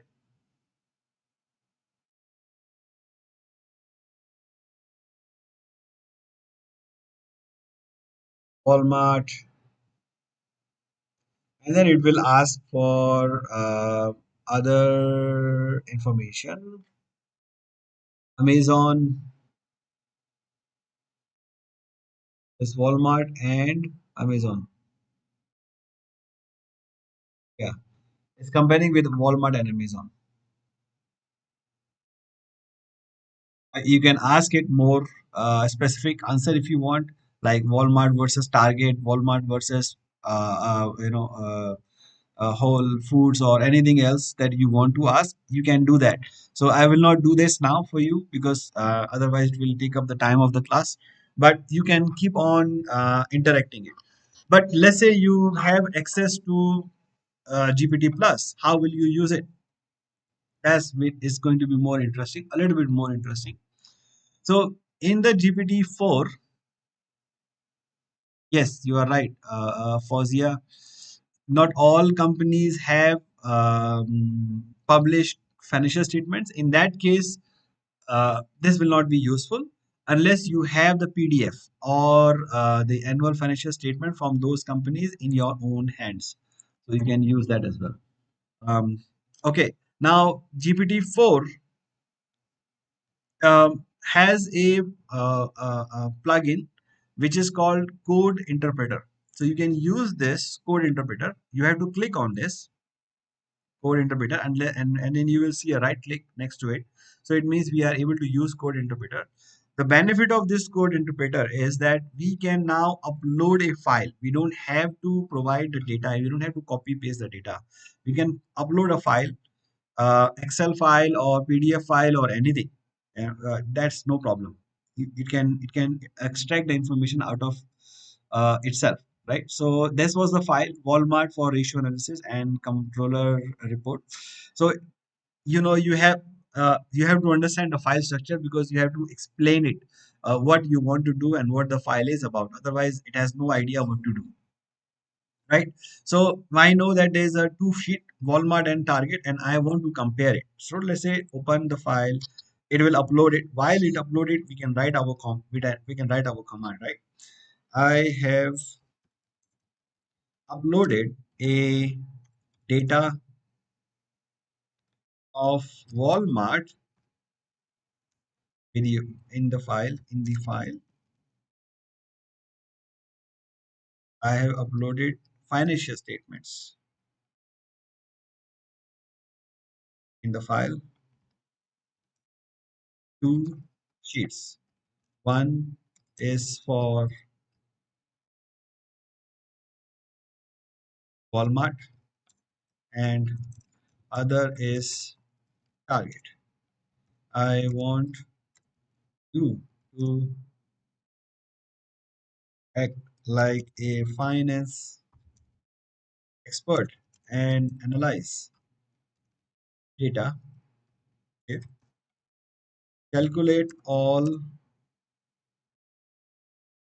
ratios and compare them with each other and other industry benchmarks. Prepare a put the calculations and results in a new sheet. New sheet. Prepare an insight report for submission to lenders. Well, I just make up lenders. It could be anybody else. So what it will do basically, it will go extract the information from Excel. Now, how it's doing it? It's actually working on a Python code. Now, you don't have to learn Python for being able to use it. It will do the job by itself. And if it fails, it will keep on reiterating by itself. It will tell itself what it's supposed to do, and whatever it's required to do, right?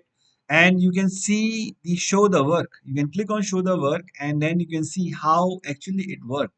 Import panda as pd, if you don't know Python, like I don't know Python, so no need to worry about this. And you can just hide it, right? Hide the work. You don't want to know how it works. You are just interested in what it did. So you can have it here, gross margin, everything, blah blah blah. Oh, now it has extracted the information. Now you can see we are hands free. We are not providing any command to it. It's doing it all by itself. Let's proceed to check the data points in the provided sheets. For Walmart, total asset, total liabilities present. Okay, for Target, hmm, total asset, total liabilities, gross margin for both the companies. Okay, so whatever data points are available, it will calculate. And data equity ratio. Okay, so let it calculate first, and then I will show you again one more time how we uploaded the file, what else it can do. And there is one more method of analyzing the profit and loss statement. If for private companies, if they are not available in Excel, they are available in PDF. Because a lot of time, if let's say you are a shareholder of a company, you get the financial statement from that company, annual financial statements in PDF format. Oops, there was some error. Let it regenerate.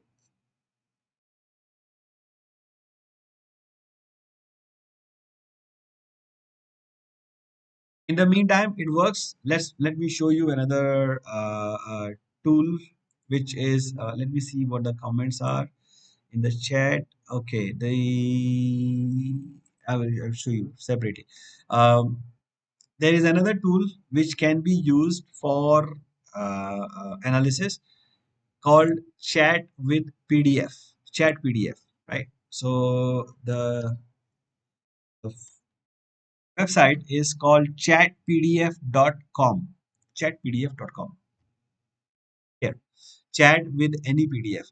It has a plugin with the Chat GPT, but I prefer to use the app itself, chatpdf.com.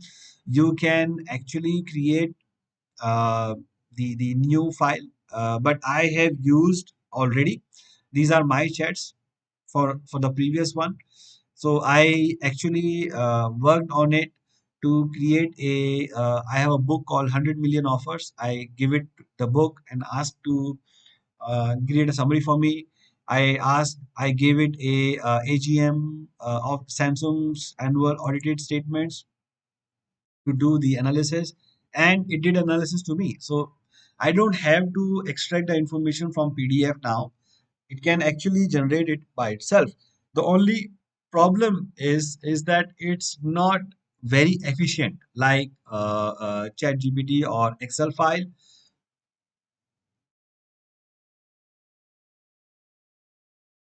right? Now these are, but the only problem with these tools are they are public documents, publicly available tools, and they have usually a disclaimer that they are going to use the data for their training purposes. So we actually are not sure how they will handle the sensitive information. So again, it's the same guideline that I would give with any kind of tool is don't not share any sensitive information on this tool and on any of these tools until it's proven that it's actually safe to do. If they are something private, if they are disclaiming that they will keep the information private 100%, and you trust them, then fine, you can do that. Otherwise, do not give any private information in these tools. So this is another information, another platform, another way of analyzing the data. I tried to give it a sample data by creating a PDF on my own, but it did not work properly because it was not able to extract the information out of this, as the structure of the PDF file is not readable properly to it. So it seems like only the properly structured PDF files can be read with this.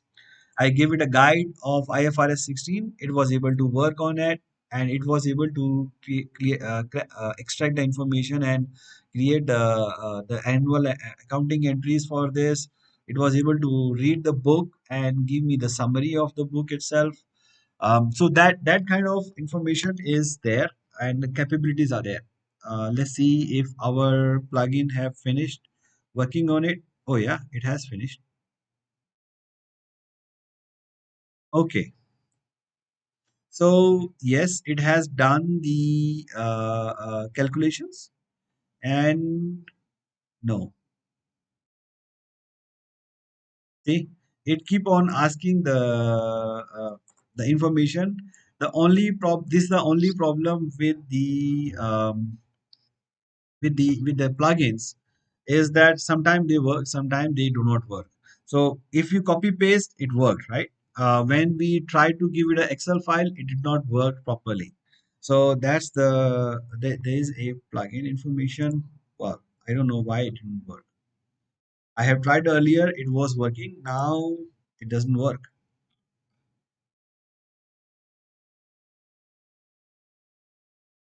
Okay, but these are other options that are available for us to use if we want to analyze the publicly available information or even the private information.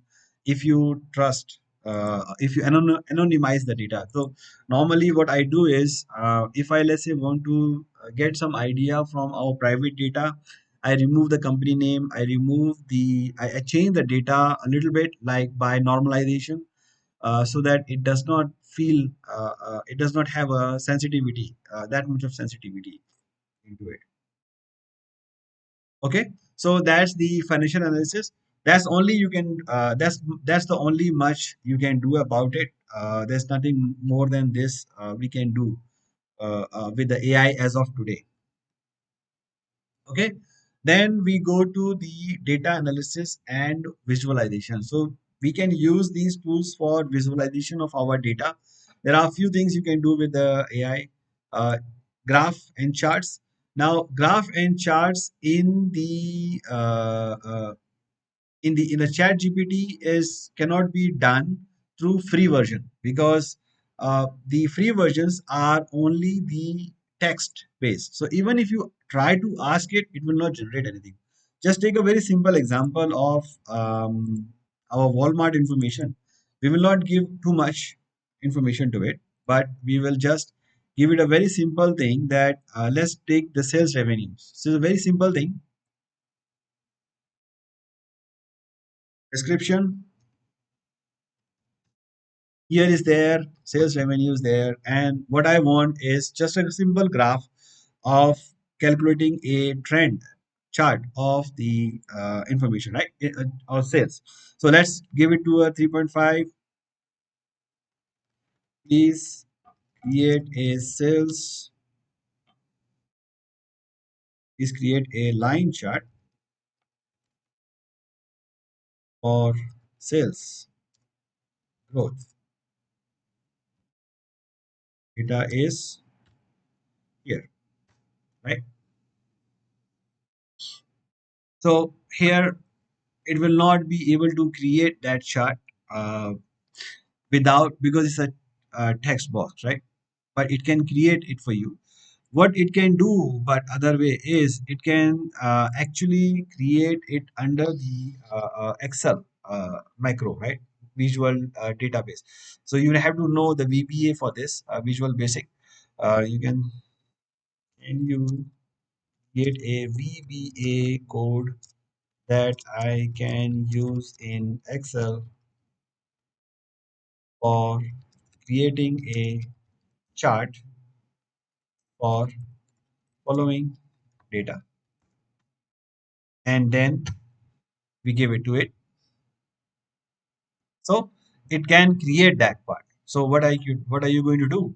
Well, you are going to copy this, go to your Excel, go to the developer mode, Visual Basic, sorry, not macros, Visual Basic, and create a insert a module. That's how we create a Visual Basic macro. And then we just copy paste the code and we can run this. Oh, it's out of range. Sorry, this workbook sheet one, we don't have a sheet, change sheet to your actual sheet name. So it asks actual sheet name. The actual sheet name is Walmart, or I can create a some new sheet, sheet one, and then it will create. Okay, let's create. Okay, it works. Finish. And here is the information, sales growth over years, but we haven't got any information. Oh, here is the sample data. So it created a VBA code, but we have to provide the data in that particular chat. So it's not really useful and convenient. We have tried many times. So what you can do basically, you can use their paid version, GPT-4, again, code interpreter, because with the normal one also you cannot create anything. With the code interpreter, we can still get some data given. Now, how you are going to upload the file? You can just copy the simple thing as well. Let's try this out. You can create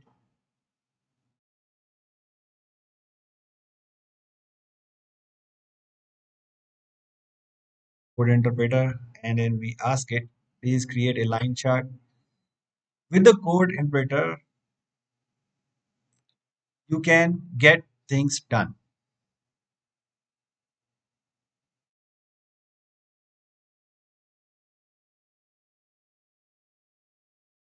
Still working.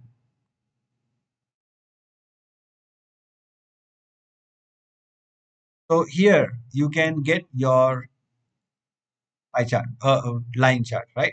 But this is may not be the one that you want, or and you have to copy it all the time. And this is a very basic thing you can do in the Excel as well. So why you would use an AI for that purpose, right? You may not need it.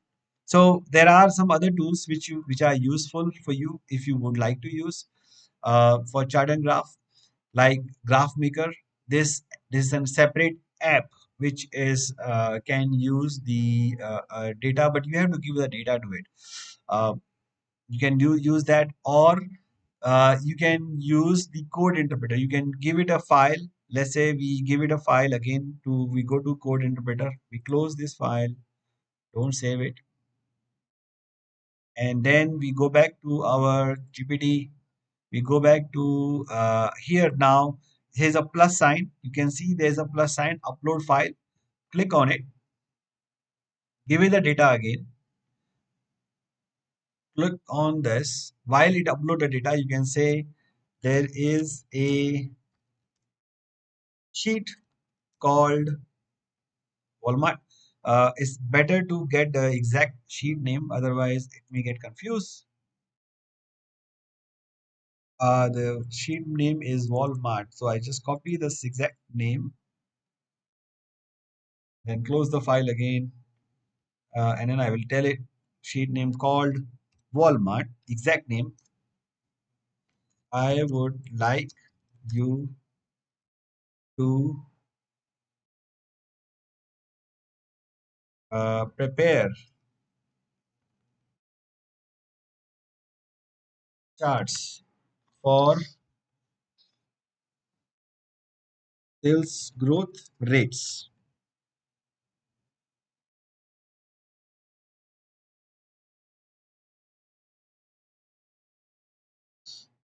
Okay.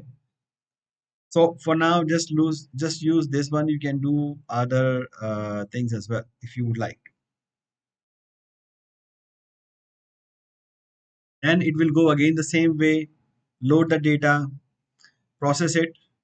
If the process gets successful, then it will be able to generate the chart. Otherwise, it will not generate it.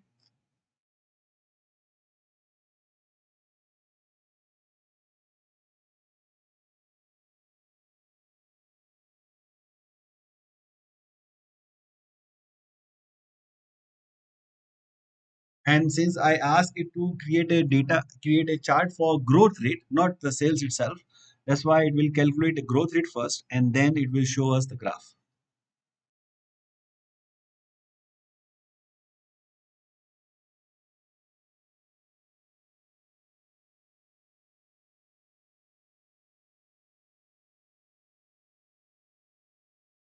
Here. So you can see this is the growth rate. In 1 year it was something else, then another year high, then another year go back, and then another year go a little higher. So this is the chart depicting the Walmart sales growth rate, not the growth itself, but the rate of the growth. Okay, so that's how you can use it. You can use this for other purposes as well. You can ask it to calculate COGS. How about COGS, cost of goods sold percentage to revenue, and other, and let's say maybe we use this one first. Inventory turnover ratios, that's the key ratio first. And by the way, ROE, return on equity. Let's let it create that file. We are working on it. Let's me look at the comment section, if chat section, if there's anything else. If you upload private public information, will it become public?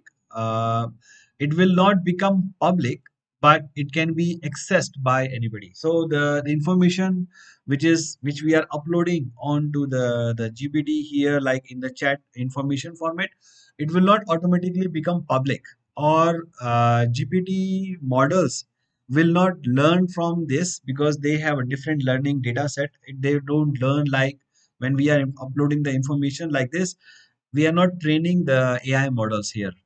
We are just using the models, right? We are not training them.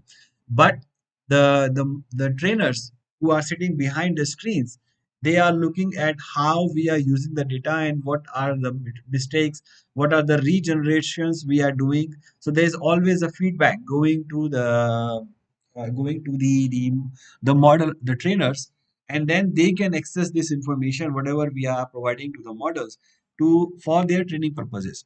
So that is available, this information is available in their documentation. So since they have already telling us that whatever information we are giving to the model, they have a watch on it. So it's not public, but it's available to certain peoples for access. So that's why we say that don't share the private sensitive information onto it. So it has created the COGS percentage, you can see, and also the return on equity information. Would you like to use with only net income data or provided uh,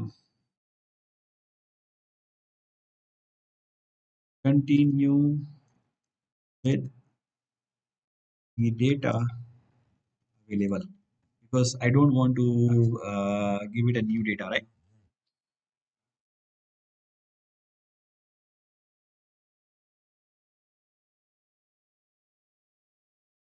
Okay, so that's how we can visualize the data. So you have a visualization.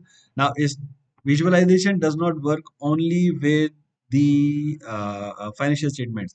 Visualizations can also work with the additional information which is available. So for that, I will create another chat.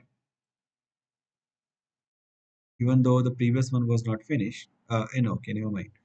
Uh, Showcasing the chart or regenerate, because otherwise it will not be able to, we don't see the data.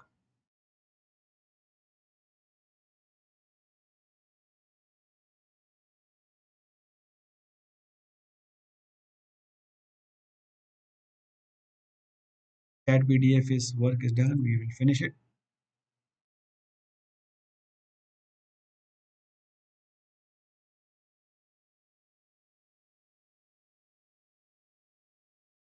Yeah, as you can see here, correct. Now, there is another option. The other tools can also be used. For example, if we want to analyze a sales data, for example, we click on plus sign, update the sample exercise rough data visualization. So this information is also just a just a sample data that I gathered from a public website.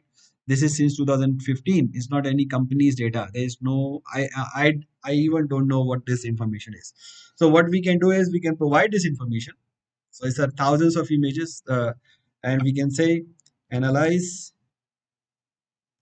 the data attached and provide me with all the useful visualizations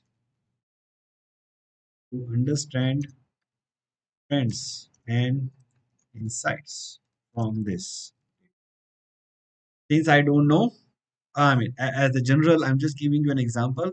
If I don't know what kind of insights are possible from this data, I can ask ChatGPT. I can ask GPT to extract the information, learn what it can do it from it, and then give us all the information from this particular data. So it will analyze first. You can see it's analyzing what the data set contains: product name, product category, segment, manufacturer, revenue, units, whatever, everything. Then it will tell us, okay, time series, product category, product segmentation, manufacturing analysis, top products. This is pretty much what we are going to ask it if we know, right? Then it will analyze the data and then it will continue with the data analysis. So I will not wait for it to finish because it will take time. Let me take any question if there is anything.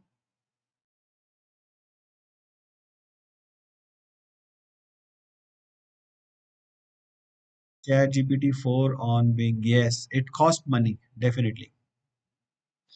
And yes, I will give you the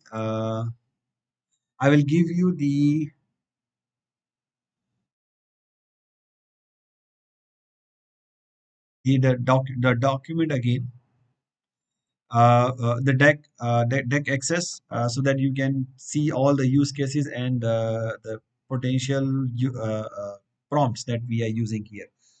Um, so you can upload this data. I think many of the students are asking. So here in the prompt, when you open the Chat GPT-4, there is a plus sign. You see in the sender message, there is a small little plus sign. You click on this plus sign and then it will open up to upload a file. You can upload a zip file, Excel file, PDF file, or any other kind of file to this particular thing. Interpreter will access it, information, and analyze it by itself. And yes, it's available only for GPT-4 at the moment, but you have to click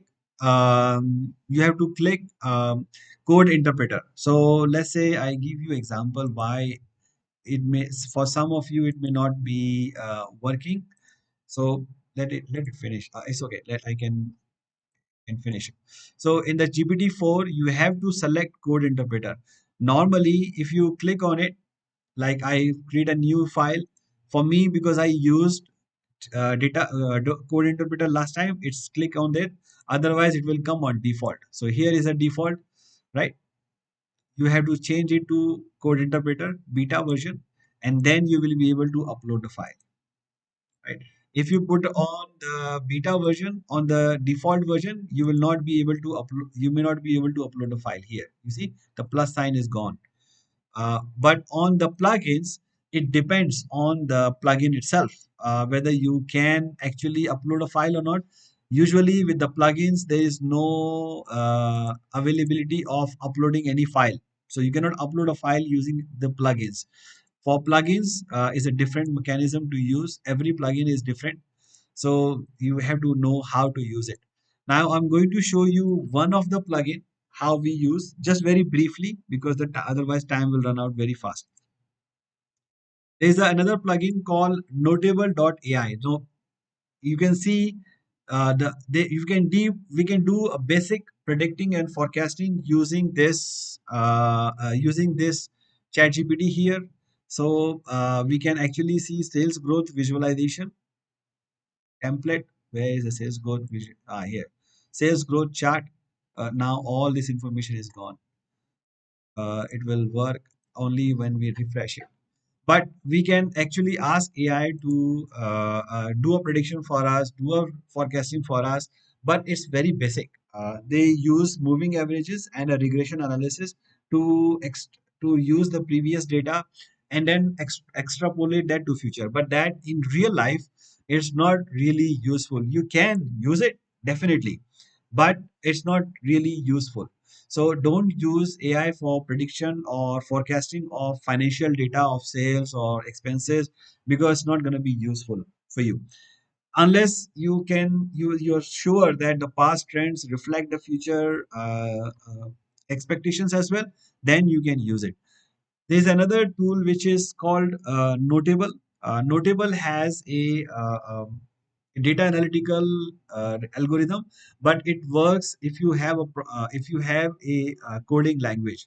And AI, and they have a free plugin and with a jet with a GPT-4 obviously. With a GPT-4, you have a plugin where you can actually use Notable for creating a new project. So you have to create a project in Notable first and then come to it, and then you can create the the data analysis. But it requires a lot of programming language. So if you're not very well versed with the programming or coding, then you may not be able to use Notable that effectively. So be just keep that in mind. Okay. There was any question?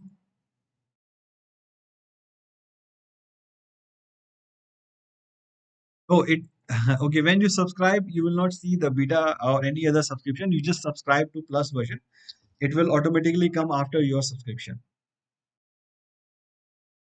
Okay, so next on our line, apart from the data modeling, we can use AI to help us with the financial model. Now, I am not going to do the entire financial model together with you here because the time will be very limited. But we can actually start to do some of the things. So, for example, I have given you a very simple prompt that to evaluate a business proposal, right? It can generate, it can help us to create templates for the decision table that we can use.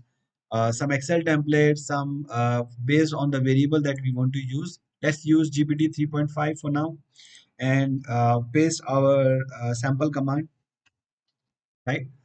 And here is the table.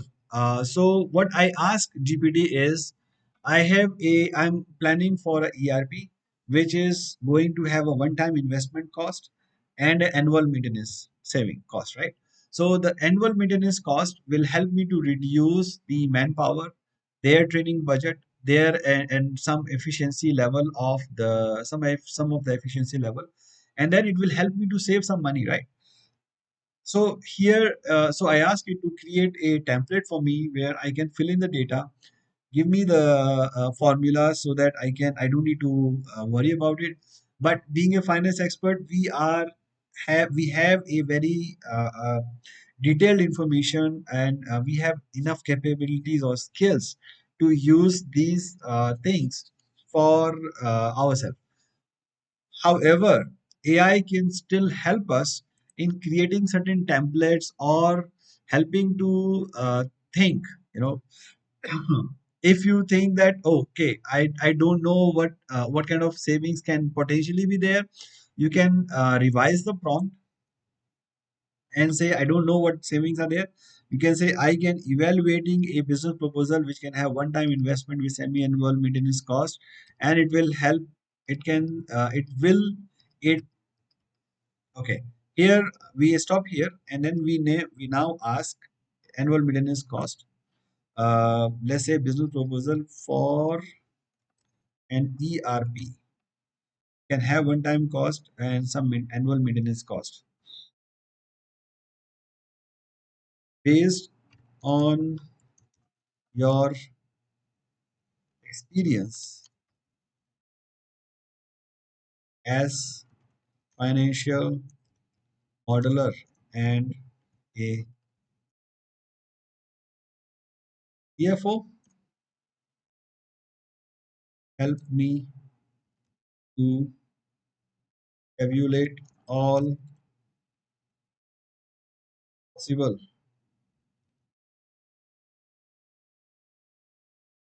savings from this to evaluate the decision. So since if we, let's say we are fresher, we don't know, then it can help us to generate the idea about what where the ERP can help us in saving the cost. So let's say manpower saving cost, inventory management saving cost, procurement saving, reduced lead time, enhanced sales. So now here you are getting an idea and say, okay, now how to calculate these information? You can keep on asking the AI to help you with understanding how to calculate this, how to gather this particular data, and then you can build your financial model based on this, right? So this is how it can help you with generating the decision tables, generating the financial models. AI can also help to generate a financial model. You can give it a trial balance, and it will generate a financial model, a financial statements for you, 3 year financial statement, 5 year financial statements, and it can also calculate the create a template for you to do the forecasting based on the some variables. So I have given it a prompt. I tried it, it works. But it works in two parts. It cannot work in one single command because AI is not that smart to be able to understand all the instruction in one time. As I explained earlier, it's price, right? Individual. So I give it a second. First command, not sample prompt, no need a sample prompt. Create a template. Act like a pro financial model modeling expert. Create a template of balance sheet and income statement for next 3 years. It has created it. Now we got the first information, right?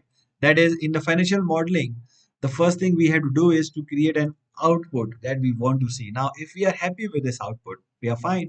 We can go to the second follow-up command here. Now we can give it a second follow-up. Develop the sub schedules for the income statement and average check and everything else. Now it has created it, you can see, and it has also given us a formula to use, right? If you are not happy with it, you can keep on asking it until you get your answer. So that's the process how you can use it. With the This is with the free version. If you are working with the 3.5, fine. It's even in GPT-4, it's even easier, right? You can go it and then use code interpreter. Don't use default version, go use code interpreter. Why? I will give you the answer now. So you can actually ask it not a table format. You can ask it to create an Excel file template in Excel file, in a Excel sheet. So what it can do basically, it will copy that particular template in the Excel sheet itself. It's not creating, still giving a template.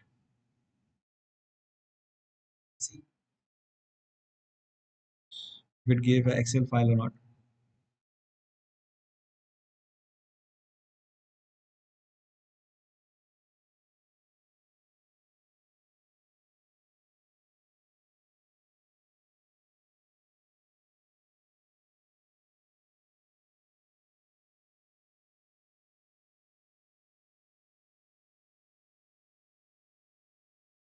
Ah, it's quite long.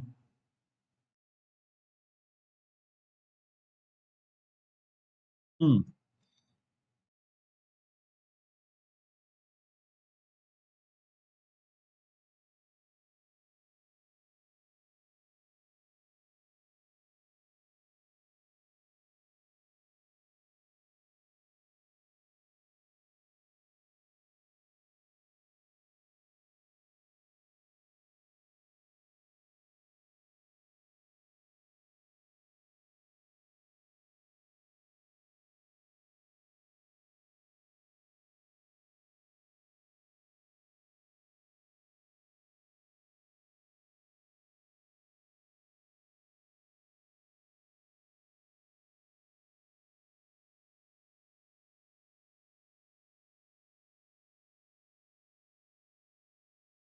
I will take the question and answer in a few minutes.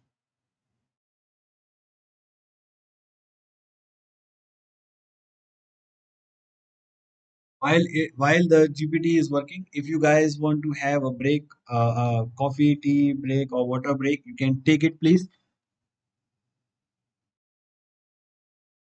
Some time to load the data.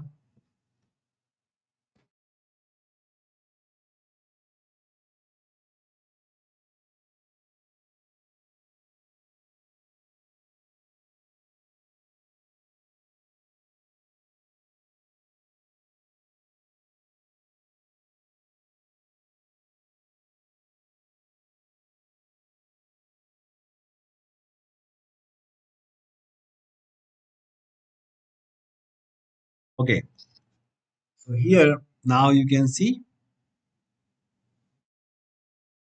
download record financial modeling template. So here is the template. You can work on this template. The template is available for us now.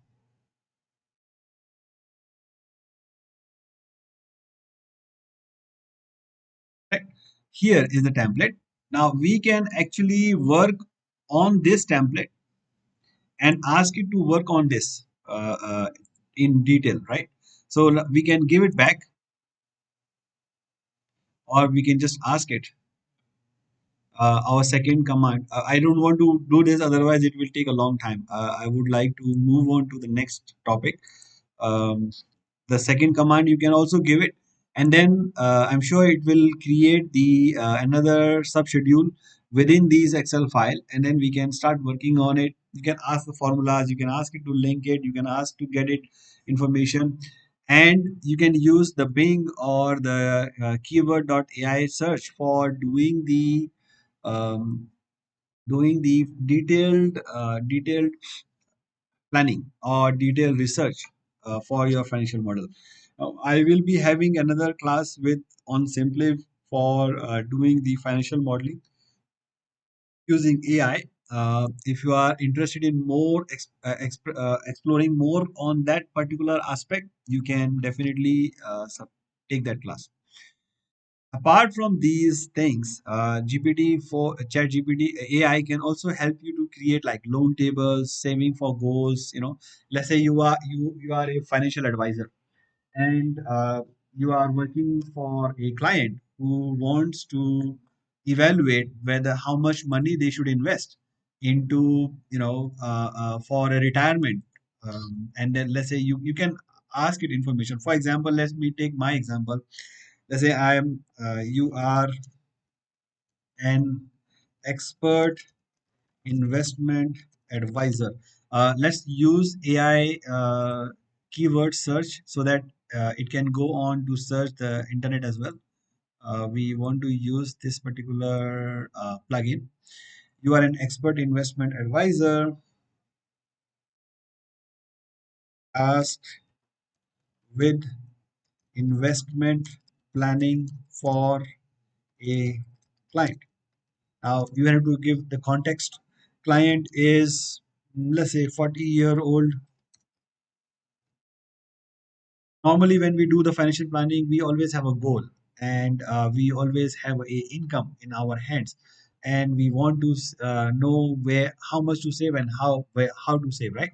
So let's say a client has a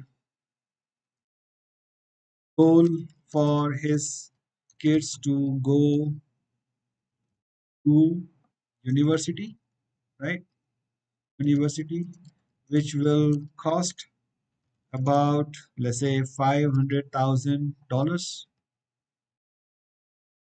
um, Clients in, let's say, how when in in another 5 years from now. Okay, clients annual income is, let's say, give it a 150,000 with savings of, let's say, 120,000. Suggest a plan of savings and investments to meet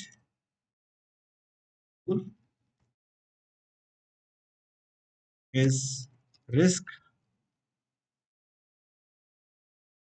appetite is high, so it can invest into shares,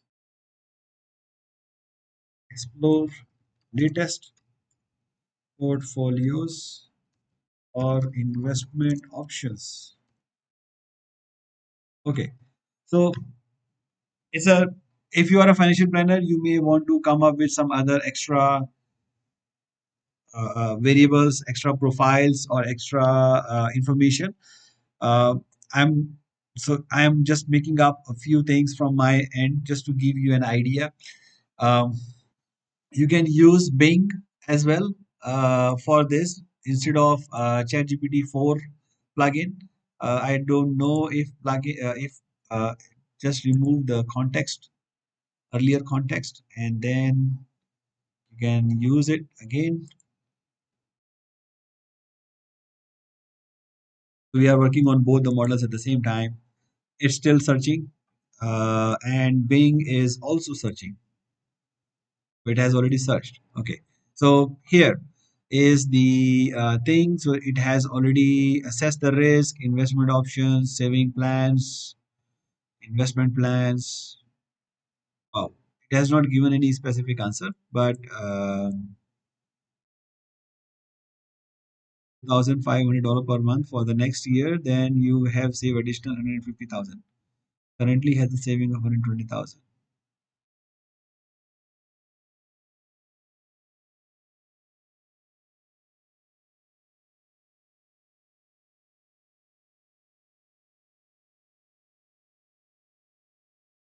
ChatGPT 4 is giving another answer. It has given a bit more detailed, paying ETF and Nasdaq 100 index, which is giving the 10% income, and other things, mutual fund, dividend stock, small cap, alternative investment, REITs, all those kind of things, right? So you get the idea. I think it can generate the anything else that you want for the savings, for the personal budget.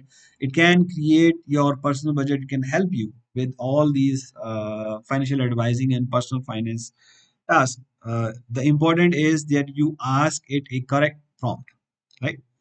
Okay, now, apart from this, there are few other tasks that GPT can do for you. For example, like financial controlling task, create follow-up letters. So you can create a follow-up letter with the AI. Just pass the correct prompt. For example, like in our example, it has finished. It has finished. Next, new command, we can create a normal default model for GPT, or you can create a simple GPT 3.5. It's free version, no problem with it. What you need to do is you need to tell it what exactly you want. So as our framework, we have to tell him, okay, act like a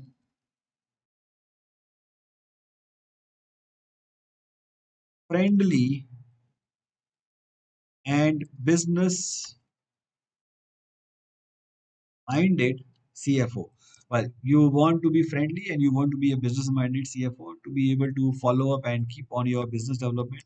You can ask it to be a bit harsh or rude CFO as well, to deal with the customers, but we don't want to do that, right? Business minded CFO.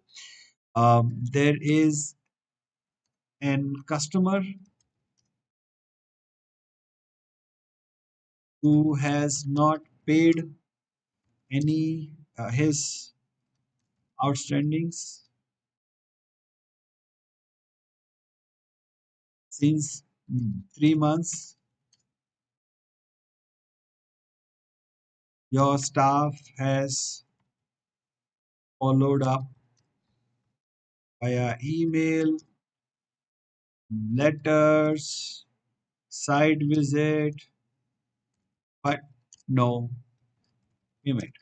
You don't want legal action to keep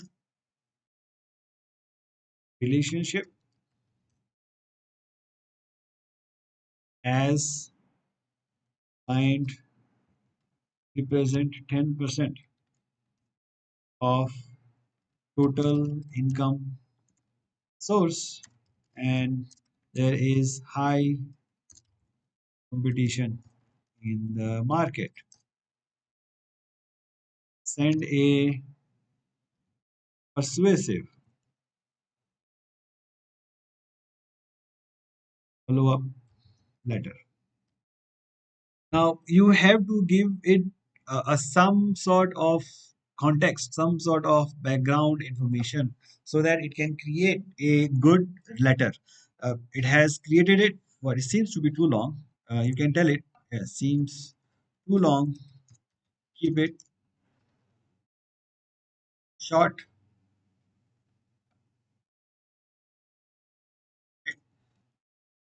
around 200 words maybe. Bullet points, easy to read. Sorry, easy to read, not easy to read. Okay. Oh, very simple. Very, very short. Well, you should not say representing 10% of our income, but anyway, uh, GPT is not that smart as us, right? But it can help you to streamline and fasten the process a little bit. You can use that. Now you need to reiterate. That's why, as I said, we have to read it carefully. If you're not happy, regenerate it. Just click on regenerate. It will generate it again for you. If you are still not happy, regenerate it again. No problem with that. Now it has removed the 10%. Oh, here again it shows 10%. Remove it. Right? It generate again, but again it keep on referring the income vital percentage. You can remove it manually. If you are happy with the previous version, you can click on the previous version. Two of three, one of three, you can easily access, and you can provide a feedback on each version to say yes, this was good or bad. So you can do that, or you can delete it as well. Okay, moving on. Month end closing schedules. This is a normal problem for finance controllers usually, that all the departments are not giving the report on time. So you can create the monthly closing schedules for them, template, formats, and the timelines, right? You can create it. So just create a simple prompt and you will be able to get the monthly schedules. You can create recruitment and performance management, like create a job board, review the CVs. I use ChatGPT. I mean, you can create job posts, review CVs easily by using the ChatGPT. You can copy paste the job description and you can copy paste the CV and ask it to analyze it. So it's going to do that. How I use it very intuitively is this. I use the plugin. What I do is I tell the interviewer that I'm gonna record this video for analytical purposes, and I record the interview. Right. What I do is I go onto the YouTube and upload the video on an unlisted basis. Of course, I take the permission from the candidate, or sometime I don't. And then what I do is I use this plugin called video captions, right?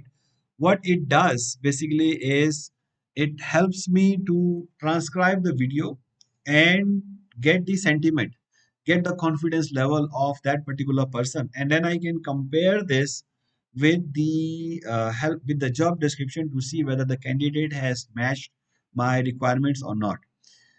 I also ask AI to help me generate the questions for asking in the interview process, based on the interview, based on the CV, based on the profile that I want to see, and it helps me to create a question and answer session that I ask the questions, I got the answers from them, I record the answers, and I put it into the plugin, and then I got a very nice summary of their response, their confidence, their validity, their relevance, and it helped me to remove a bias from the process.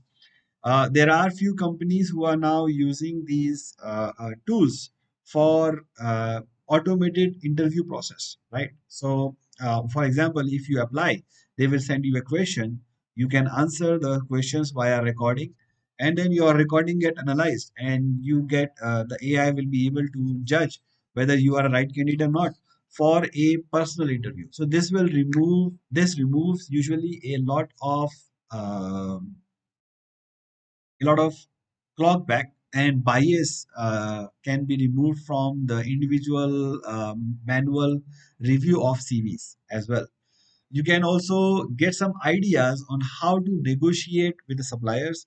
You can prepare the business reports based on the information, based on the need or scenario. You need to give it a clear scenario so that it can create a letter, create an email to your business partner, your other fellow division heads, to follow on the cost management practices or review the prices, or any other business use case that you can come up with, right?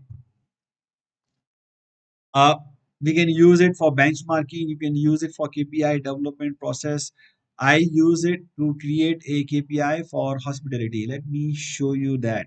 I will not develop it again, but I will just show you what it was. That was yesterday, I think, or today. Yesterday.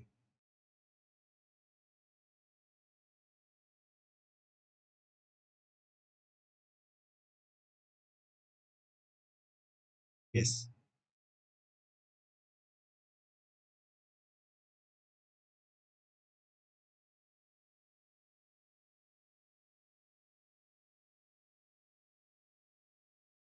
Correct. This was the performance metrics. So what I told, okay, remove this first. GPT is that you are acting like a performance analysis expert for hospitality. We are running a resort and we want you to do a KPI. So it helped me to generate a KPI for individual departments, right? It helped me to create a performance evaluation form. It helped me to create a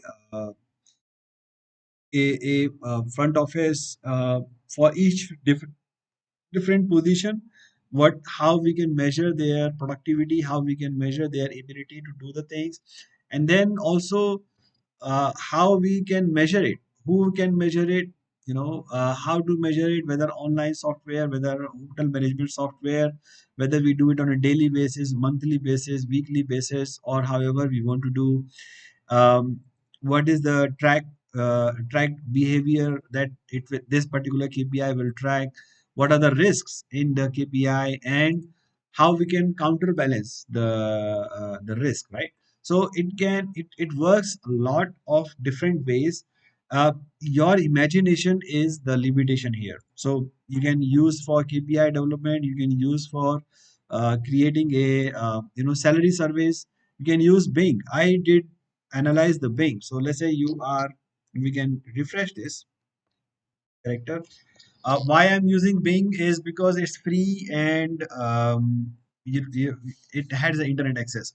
ChatGPT 4, we have to use the plugin, and the internet access is only with the paid subscription. But for those who are using the free version, they can use Bing for creating it. So I can copy the prompt why I'm doing this. Okay, so here's the prompt that I can use. Okay, and let's go to Bing. We post it and let's see.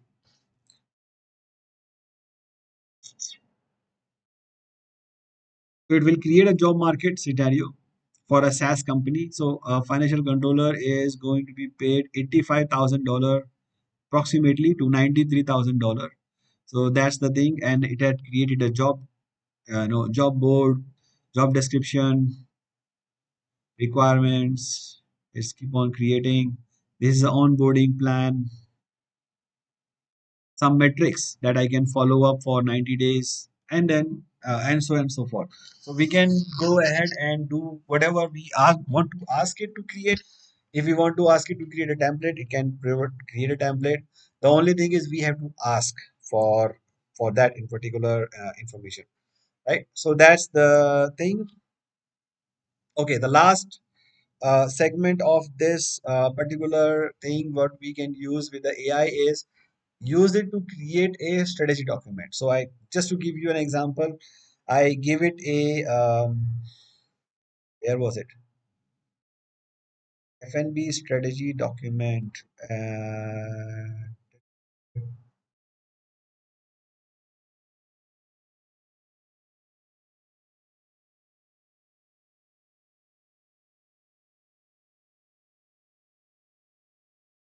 Yeah, FNB enhancement strategy. So I give it a scenario, and because in our resorts, F&B was a little bit, I created a scenario for it that in restaurants, in hotels, there are certain problems, usual problems, right?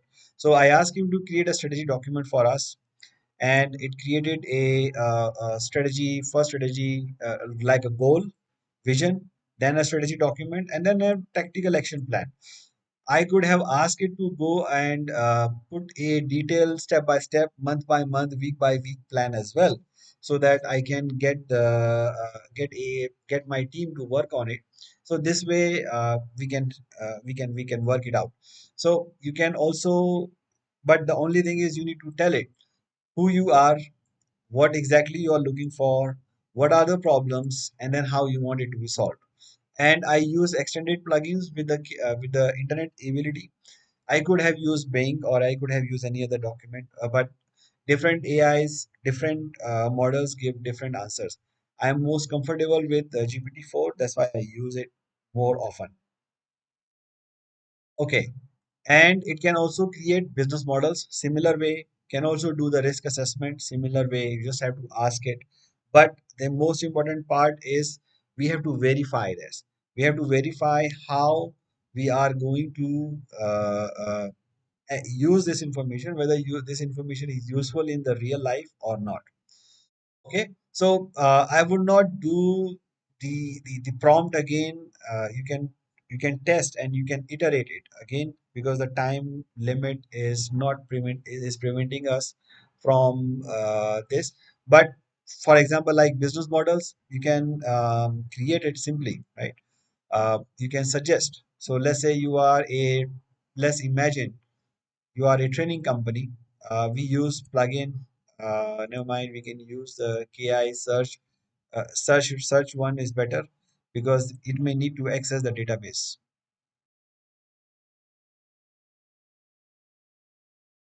So we can say that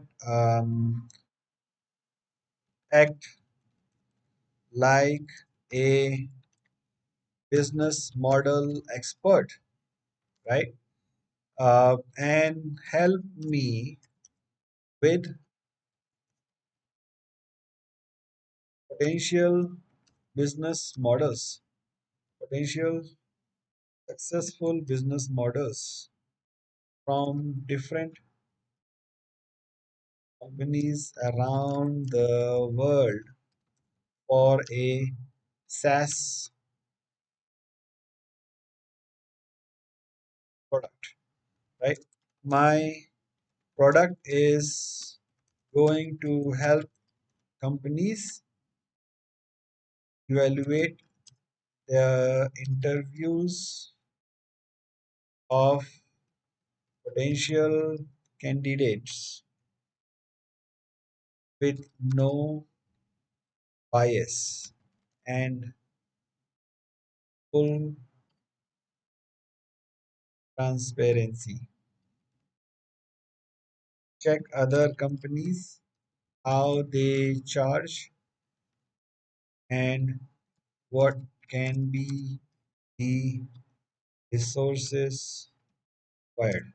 Use BMC, business model canvas, for this. Okay, so we have given a command. This command may not be perfect for what we want to use, but unless we get satisfied with our objective, we can keep on changing the command. Now there's one thing that is very important, very useful in here is, even if let's say you have given a command and it has generated an answer, you can easily go into the command and edit the existing prompt.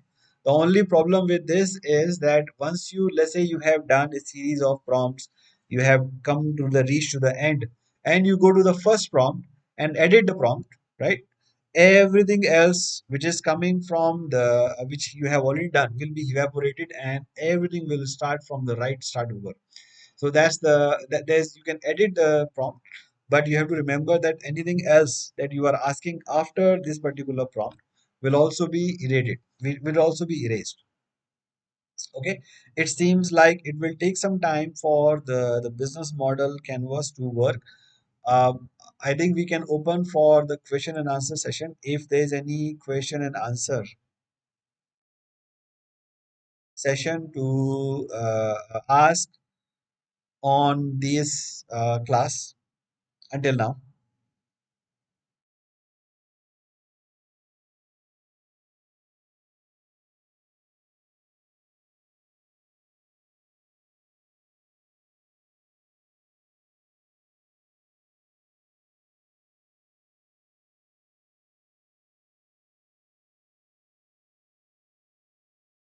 Still working, let it work. There are some still searching on the, I think the SaaS models, and it's searching the internet for possible business things.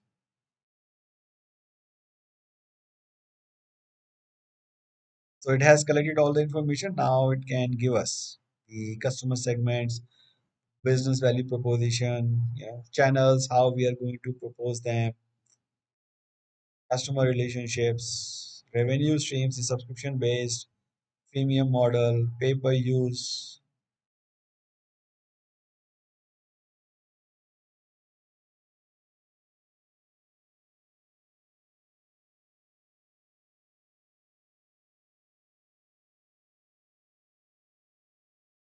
Oh,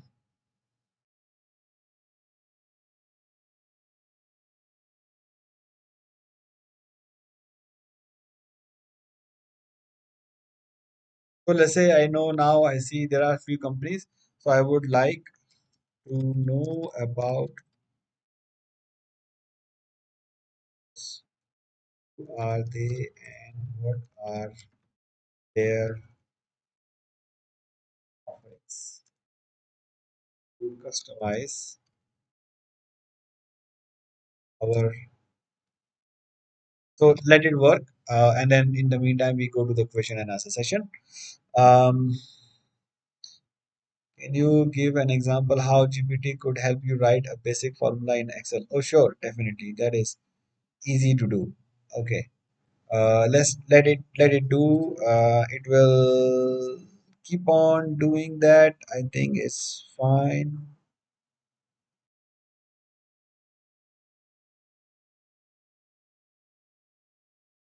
Oh, so Keymate will not give us that information. We need a plug. We need a probably a pro version for their plugin.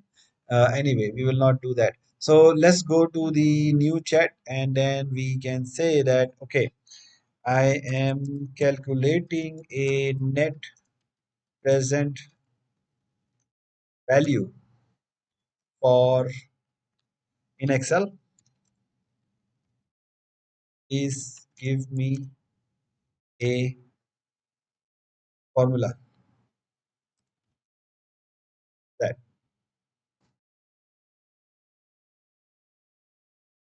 So it can give us a formula, right?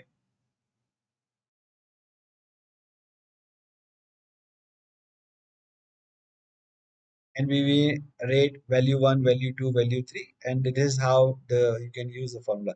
So the formulas in Excel are is easy to generate a formula in the Excel. If you want, you can generate it in the Excel file itself as well, but you may need to upload the file and you can ask it. I hope that helps.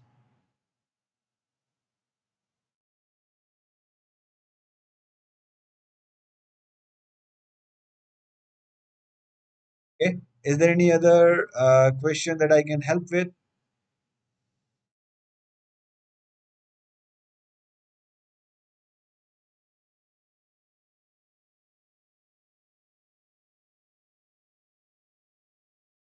Kevin, you can take the control for feedbacks.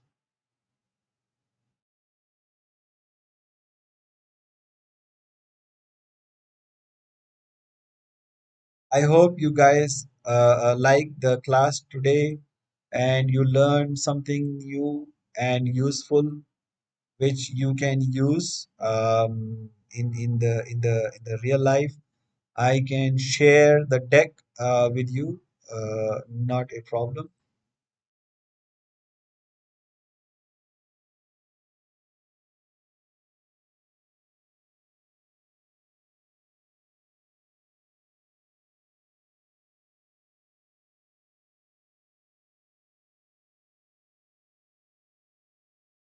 Yes, you are audible now.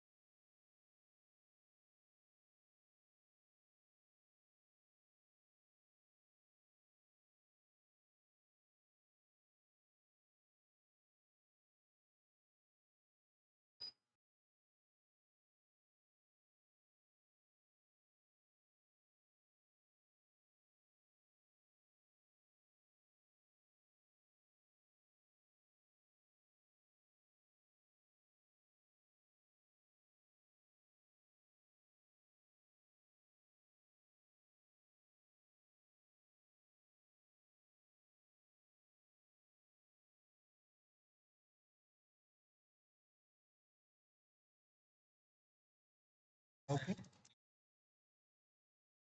I think the only final thought that I would like to share with the participants is that the AI is still under development and there is a new tool, new developments coming every single week. So just keep an watch on the repetitive task that you keep on using and the space. You may subscribe to some of the newsletters in LinkedIn and other places to get notification on the new tools that are available, and keep trying until you get the best tool that you think you can to save your time and productivity.